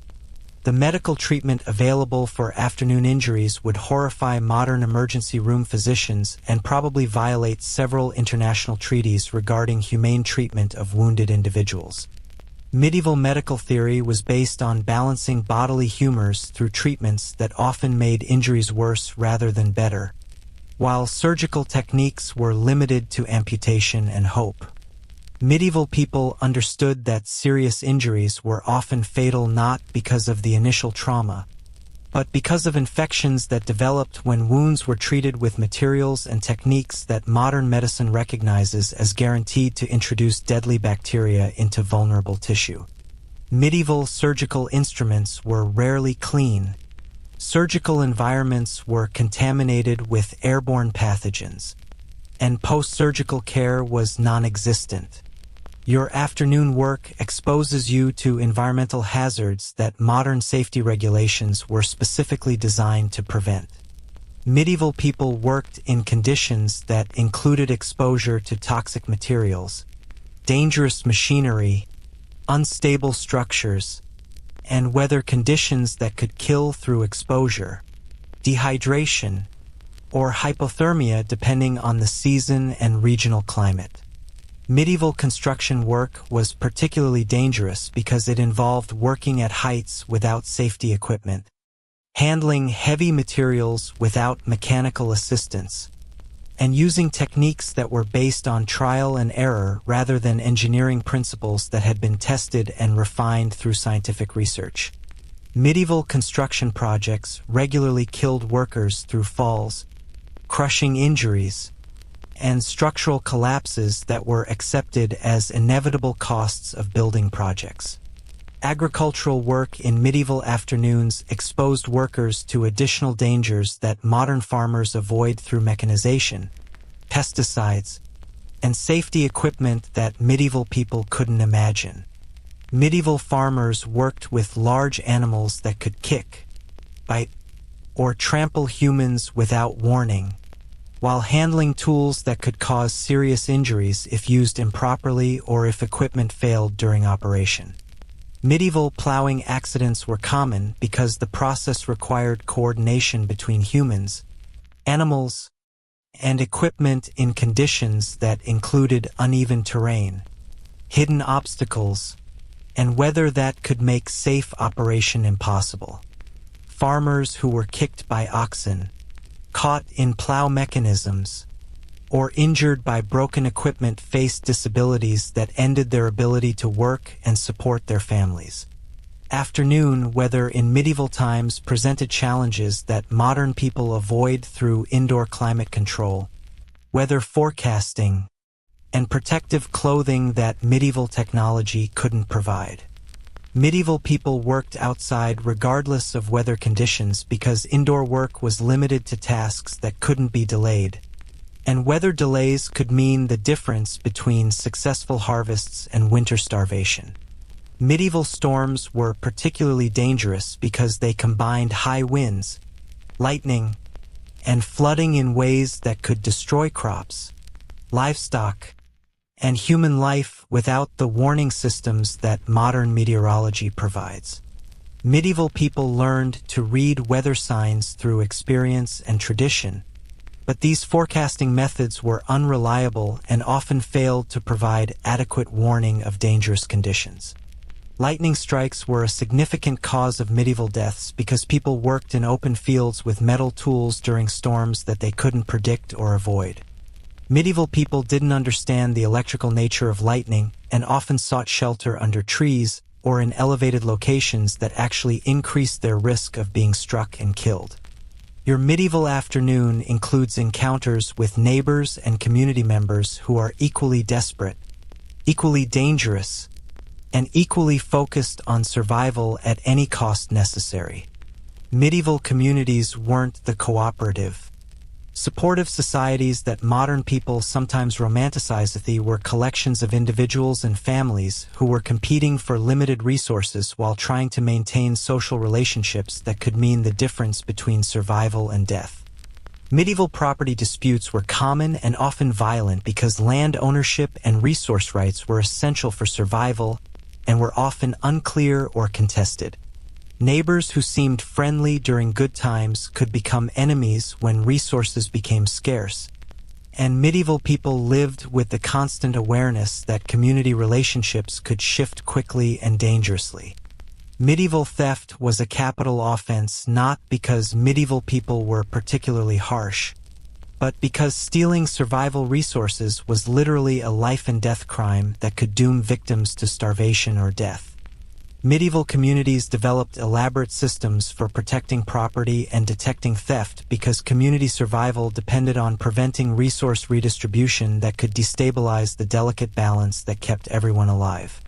The afternoon sun reveals details of your medieval environment that morning shadows had hidden, and you discover that your village is essentially a collection of survival shelters surrounded by hazards that could kill you in ways that modern people rarely consider. Medieval villages were built for defense and efficiency rather than comfort or aesthetics, creating environments that prioritized survival over any other consideration. Medieval buildings were constructed using techniques and materials that reflected local resources and survival priorities, rather than architectural principles that modern people take for granted. Structures were designed to provide shelter from weather and predators while using materials that were available locally and could be maintained by people with limited tools and skills. Your afternoon tasks require cooperation with other medieval people who are equally stressed, equally desperate, and equally likely to make mistakes that could injure or kill everyone involved in shared work projects. Medieval teamwork was essential for survival but also dangerous because it involved coordinating multiple people using dangerous tools and techniques in conditions that made accidents inevitable. Medieval people developed communication systems and work protocols that minimized accident risks while maximizing productivity. But these systems were based on experience rather than scientific safety analysis and often failed under stress or when conditions changed unexpectedly. Medieval work accidents often involved multiple casualties because people worked in close proximity using interconnected tools and processes. As your medieval afternoon progresses, you begin to understand why medieval people aged rapidly and died young not just from disease and malnutrition, but from the cumulative effects of daily exposure to dangers that modern people avoid through technology, regulation, and social systems that prioritize human safety over immediate productivity. Medieval people lived with stress levels that modern people would find literally unbearable, because every day included multiple opportunities for injury, death, or disasters that could destroy years of careful survival planning. The psychological toll of constant danger awareness affected medieval people in ways that modern stress management techniques couldn't address, because medieval stress was based on real, immediate threats rather than abstract concerns about future possibilities. Historians still argue whether medieval people were more resilient than modern people or simply had no choice but to endure conditions that would break modern individuals who hadn't been conditioned by lifelong exposure to survival-level stress. The evidence suggests that medieval people developed coping mechanisms that allowed them to function in conditions that modern people would find impossible, but at costs that included shortened lifespans and reduced quality of life. Remember that inadequate lunch that left you feeling like your energy levels had been managed by people who clearly didn't understand basic nutrition? Your afternoon exertions have depleted what little energy that meal provided, and you're about to discover that medieval evenings were when the real psychological challenges of pre-modern existence revealed themselves to people who thought they had already endured the worst that medieval life could offer. The sun is beginning its descent toward the horizon. Your body is operating on fumes and determination, and you're about to learn that medieval people had very different definitions of rest, relaxation, and the kind of evening activities that modern people use to recover from the stresses of daily life. The sun is finally beginning its descent toward the horizon, painting the medieval sky with colors that would be beautiful if you weren't too exhausted, hungry, and terror-stricken to appreciate natural beauty. You're about to discover that medieval evenings offered the tantalizing promise of rest that turned out to be as deceptive as everything else in a world designed to crush human spirits with the efficiency of a cosmic joke told by particularly sadistic deities who clearly understood the value of false hope. Your body is screaming for relief from the day's brutal labor, but medieval people didn't have the luxury of simply stopping work when the sun went down. Evening brought a different set of survival challenges that required continued vigilance, physical effort, and mental preparation for the dangers that darkness would bring to people who lived without electric lighting, police protection, or any of the safety systems that modern people take for granted. The transition from day to evening in medieval times wasn't marked by commute times, dinner reservations, or television programming schedules. It was marked by the urgent need to complete essential tasks before darkness made outdoor work impossible and dangerous.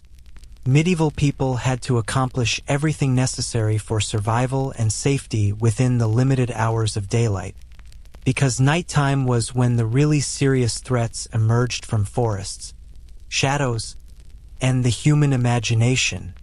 Your first evening priority is securing whatever food your family has managed to accumulate during the day, because medieval nights brought hungry animals, desperate neighbors, and various other threats that viewed your food supplies as opportunities for redistribution. Medieval food security required constant vigilance and protection strategies that modern people with refrigerators and grocery stores couldn't imagine needing.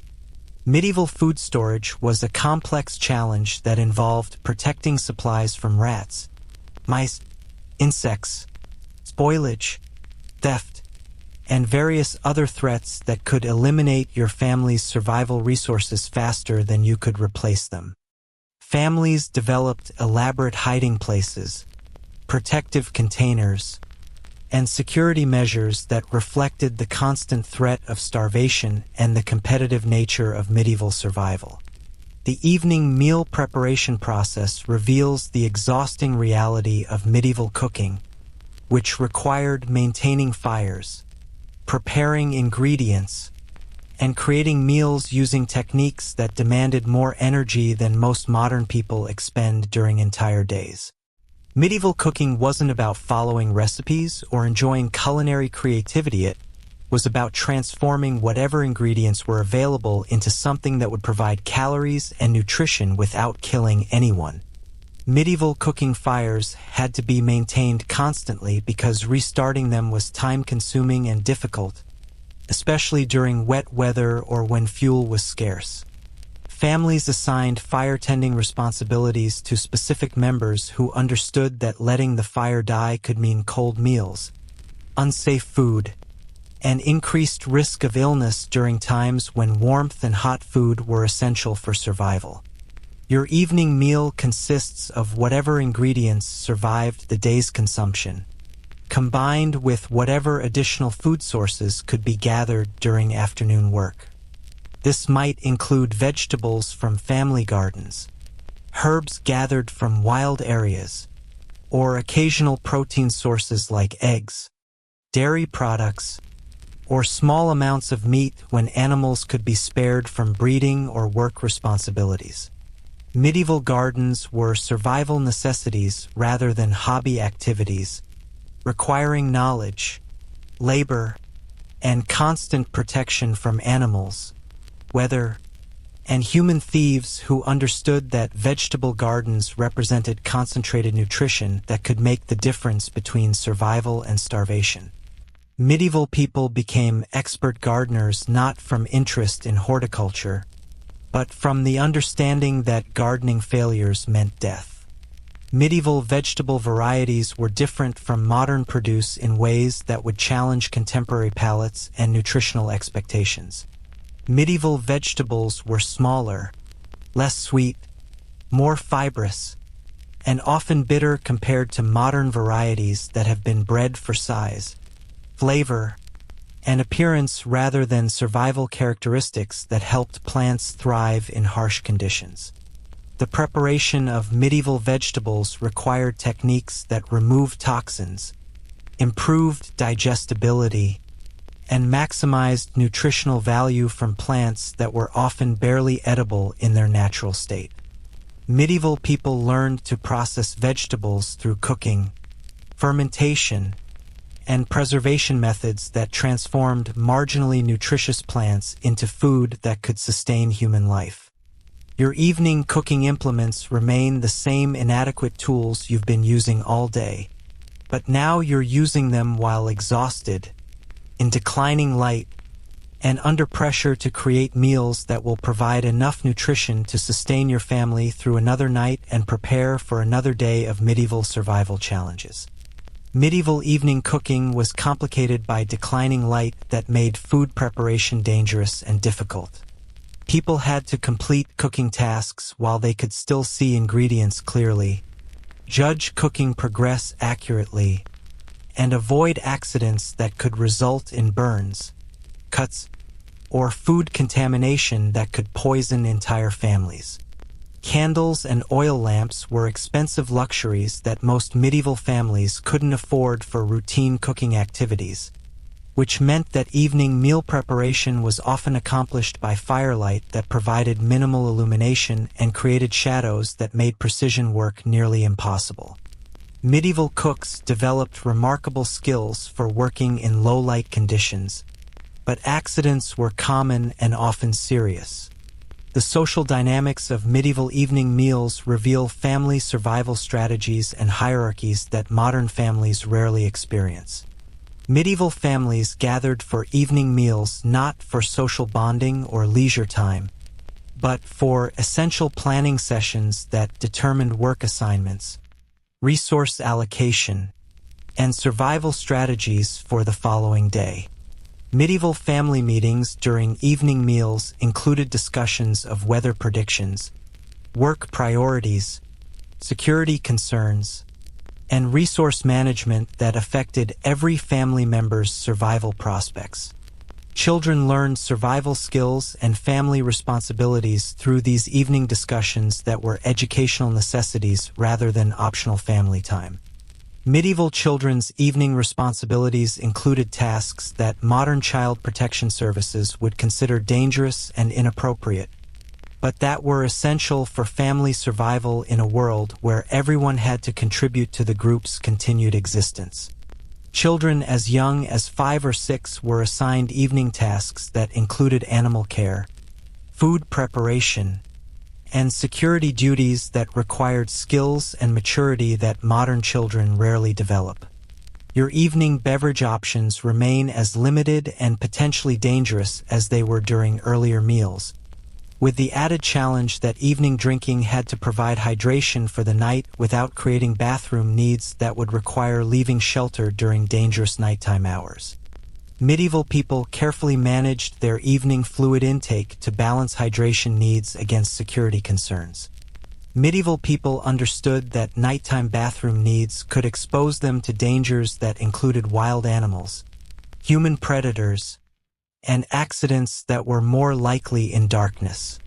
Evening drinking patterns were designed to minimize nighttime exposure, while preventing dehydration that could affect work performance and health during the following day.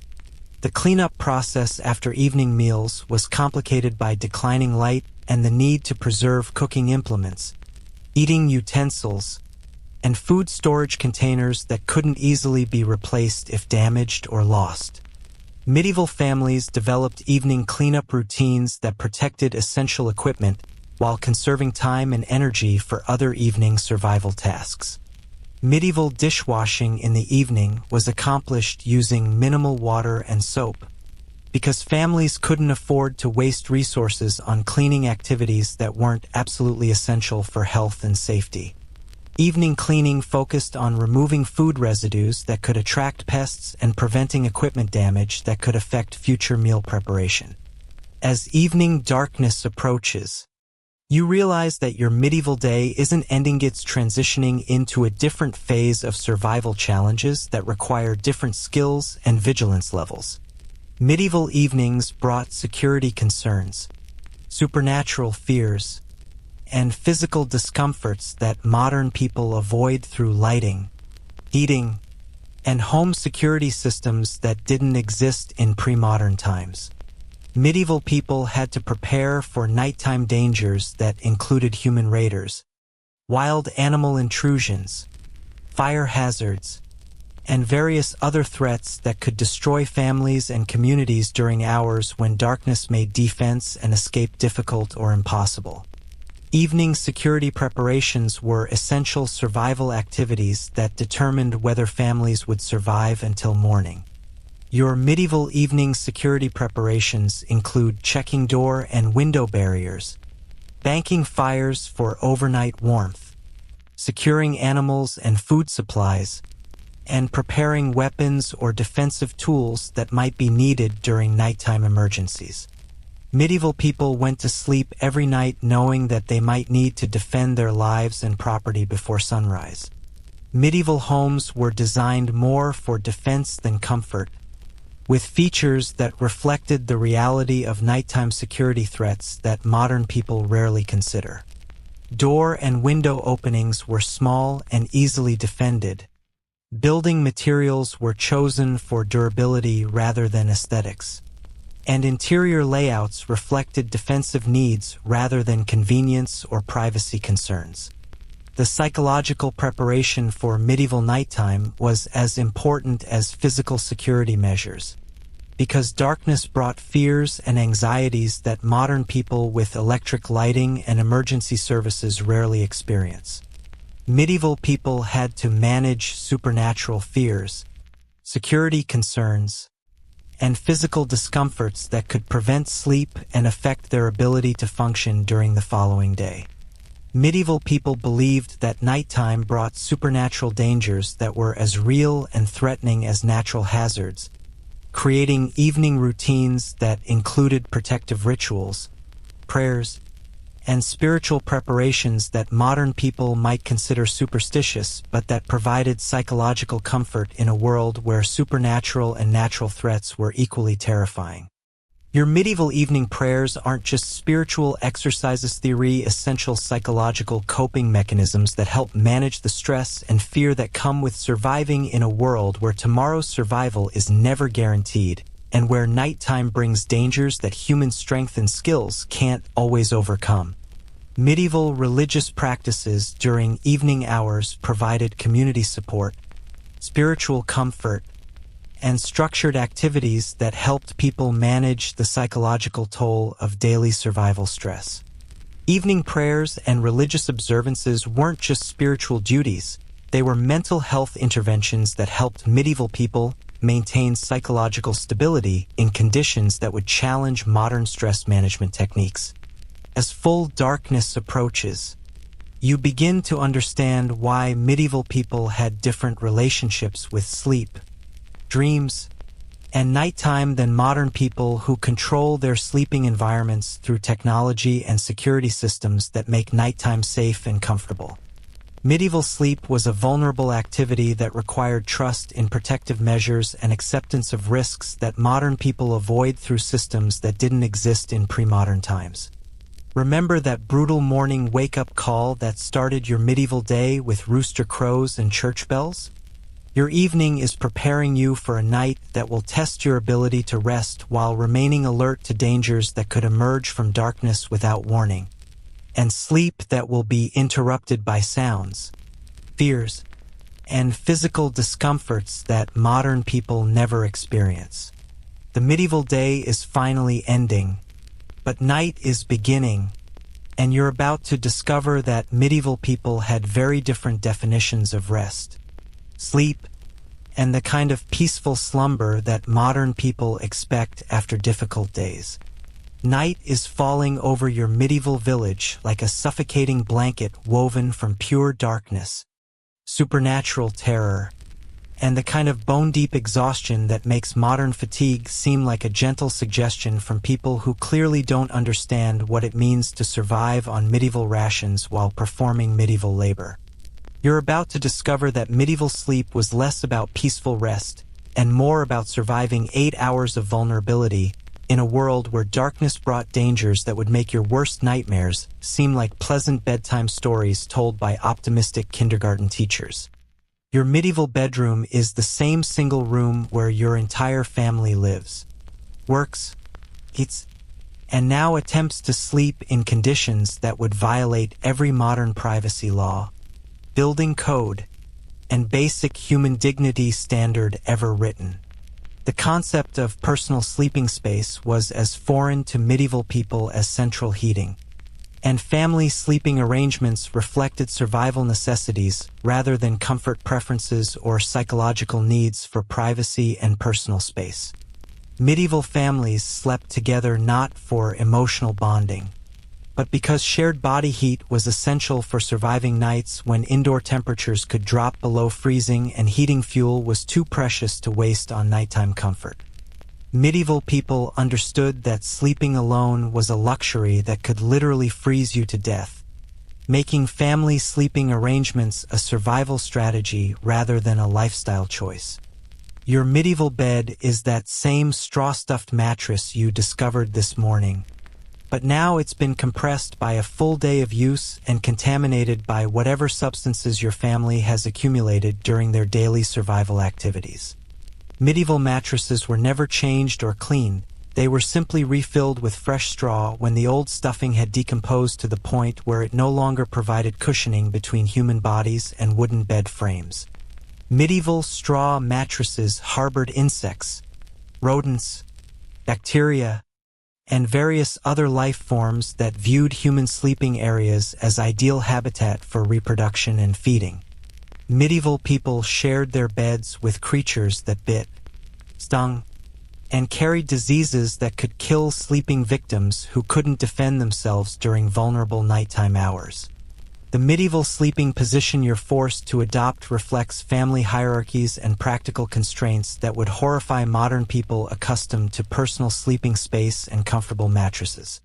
Medieval families slept in arrangements that maximized warmth conservation while accommodating multiple people in spaces that were barely adequate for one person by modern standards.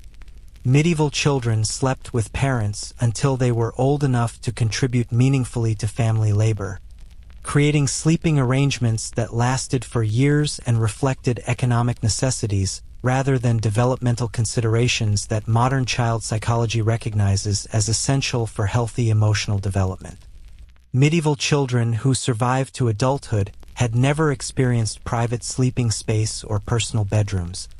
Your medieval blankets, assuming your family owns any, are woolen fabrics that provide warmth while harboring smells, textures, and possibly living creatures that would make modern people prefer hypothermia to physical contact with medieval bedding.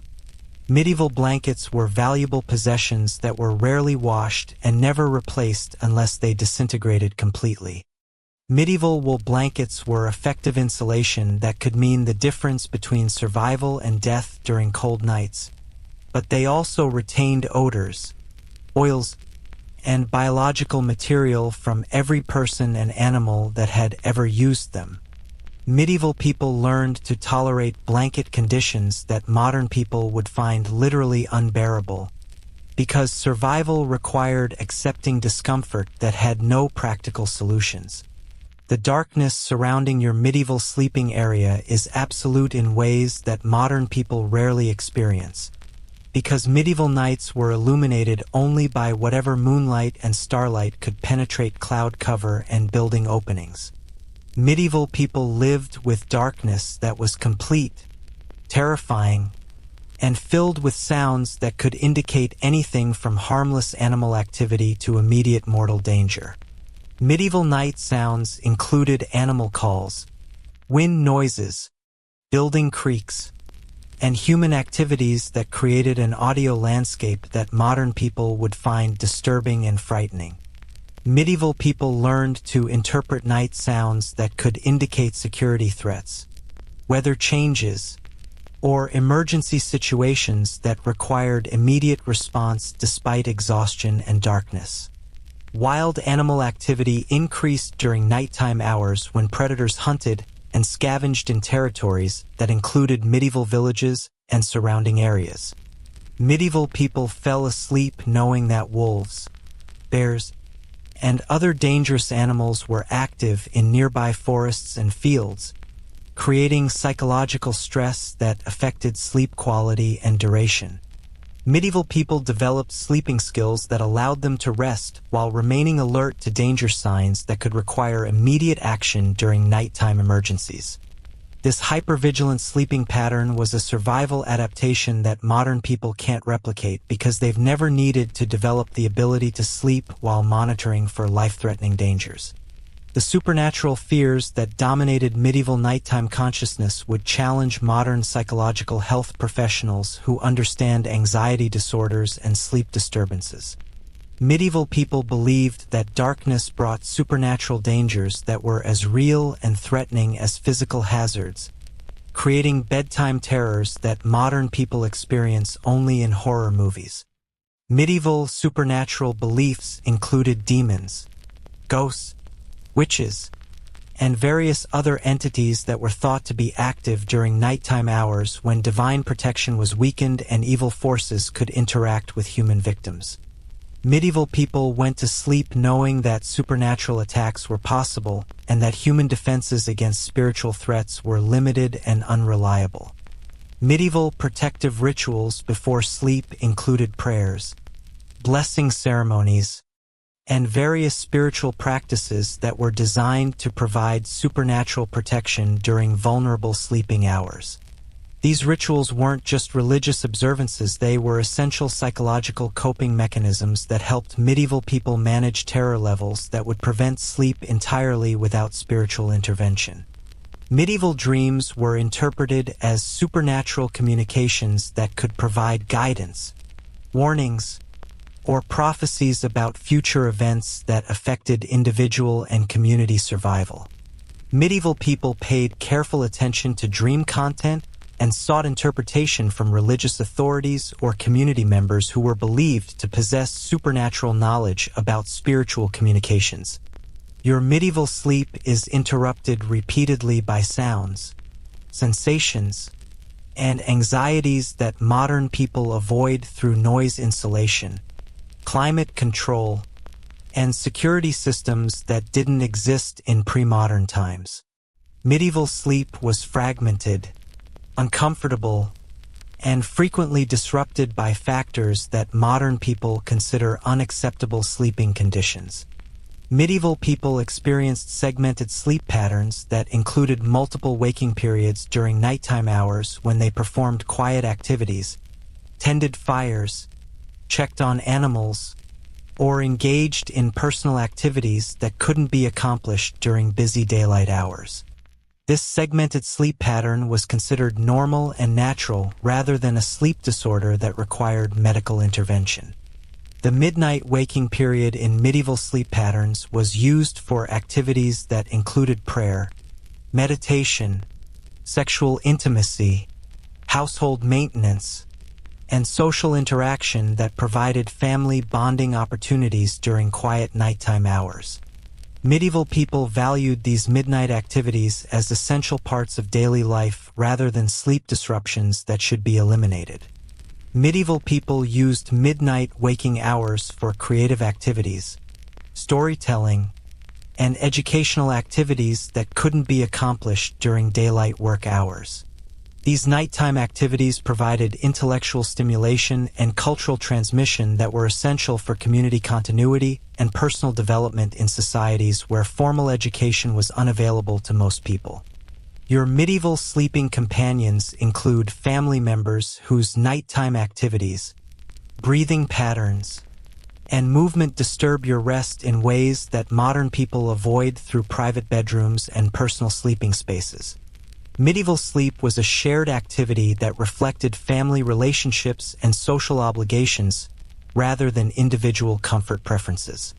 Medieval families shared sleeping spaces with domestic animals that provided warmth and security while also contributing noise, smells, and movement that affected human sleep quality.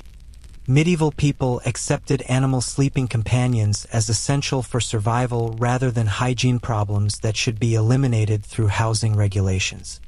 Medieval farm animals slept in close proximity to human families because animal security was essential for family survival and because shared shelter reduced construction and heating costs that families couldn't afford. Medieval people learned to sleep despite animal noises and activities that modern people would find disruptive and unacceptable. The medieval sleeping environment included sounds from neighboring families whose activities were audible through thin walls and inadequate sound insulation that made private family life impossible.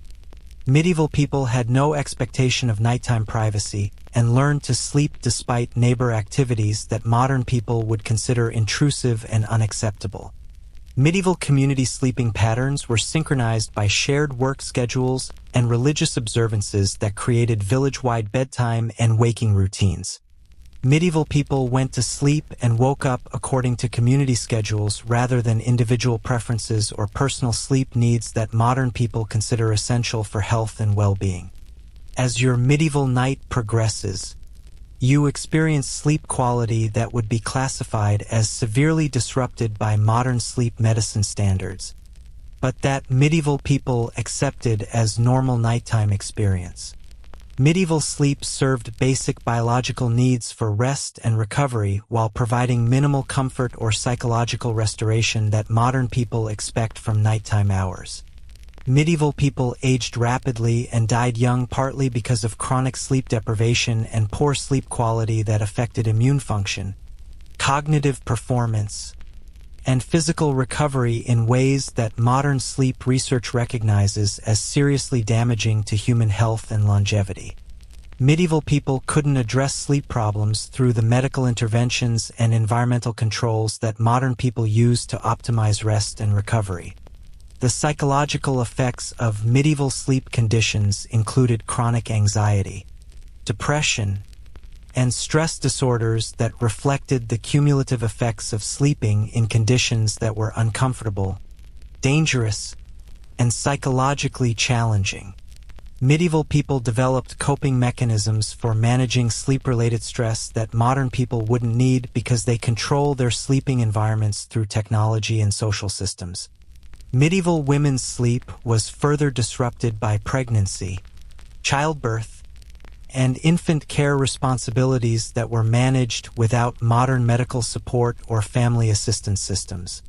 Medieval mothers experienced sleep deprivation that was compounded by nutritional deficiencies and physical demands that modern maternal care systems are designed to prevent. Medieval children's sleep development was affected by sleeping conditions that modern child development experts would recognize as harmful to cognitive development, emotional regulation, and physical growth. Medieval children who survived to adulthood had adapted to sleep conditions that would be considered abusive by modern childcare standards. Historians still argue whether medieval people were more adapted to poor sleep conditions than modern people, or whether they simply had no choice but to endure sleep deprivation that modern people avoid through technological and social systems. The evidence suggests that medieval people developed some adaptation to poor sleep conditions, but at costs that included reduced lifespan and decreased quality of life. As your medieval night finally approaches its end, you begin to understand that you've survived one complete cycle of medieval existence that would challenge modern human survival capabilities in ways that evolutionary biology never prepared contemporary people to handle. Your body has been pushed beyond modern limits. Your psychological resilience has been tested by fears and stresses that modern people rarely experience. And your survival skills have been challenged by conditions that modern civilization was specifically designed to eliminate. Remember that brutal morning wake-up call that started this medieval nightmare? Dawn is approaching again, and you're about to discover that surviving one medieval day was just the beginning of an existence that required constant vigilance, physical endurance, and psychological toughness that modern people can barely comprehend. The rooster will crow again in a few hours.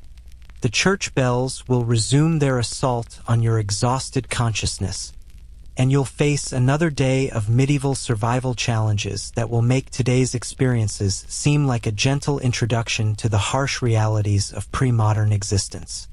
Your medieval day is ending, but your medieval life is just beginning. And you're starting to understand why medieval people had such short lifespans and why modern people would literally rather die than live permanently in conditions that our ancestors considered normal and unavoidable. The darkness is finally releasing its grip on your consciousness. Your exhausted body is finding whatever rest medieval conditions allow, and you're drifting into sleep that will prepare you for another day of medieval survival challenges that will test every assumption you've ever held about human endurance, dignity, and the basic requirements for a life worth living. Sweet dreams. Assuming medieval people were capable of experiencing anything sweet in their relentlessly harsh existence. Tomorrow brings new opportunities to discover just how soft modern civilization has made you, and how utterly unprepared you are for the kind of life that shaped human history for thousands of years before someone finally invented the concept of basic human comfort. And so we reach the end of our medieval nightmare, where you've discovered that surviving just one day in a medieval village would humble your modern sensibilities in ways that no amount of historical reading could prepare you for. Your Instagram-filtered existence would crumble faster than medieval bread left in the rain, and your complaints about Wi-Fi speed would seem laughably trivial compared to worrying about whether that suspicious-looking grain would kill you or just make you wish you were dead. You've experienced a world where breakfast was a survival gamble. Hygiene was a theoretical concept, Work was literally backbreaking. Social hierarchy could get you killed for bowing incorrectly. Lunch was even worse than breakfast. Afternoon brought wild animals and workplace accidents that would shut down modern civilization. Evening offered no rest for the weary, and sleep was just another opportunity for the medieval world to remind you that comfort was for people who clearly didn't understand that life was meant to be suffered through rather than enjoyed. Medieval people weren't tougher than modern humans. They were simply people who had no choice but to endure conditions that would break contemporary individuals who have been softened by centuries of human progress. They developed coping mechanisms, survival skills, and psychological resilience that modern people can barely imagine, but at costs that included shortened lifespans, chronic pain, constant fear, and a relationship with basic human dignity that modern people would find heartbreaking. So the next time you complain about your coffee being too weak, your commute being too long, or your job being too stressful, remember that your ancestors would have traded their entire miserable existence for just one day of your pampered modern life. You wouldn't last a day in a medieval village, but then again, you don't have to, because countless generations of human struggle and innovation have built a world where medieval suffering is ancient history rather than daily reality. Sleep well in your comfortable bed, with your climate control and your security systems and your expectation that tomorrow will bring more comfort than hardship. Medieval people couldn't even imagine such luxury, and they would be amazed that their descendants finally managed to build a world where survival isn't a constant struggle and where human dignity is considered a basic right rather than an impossible dream.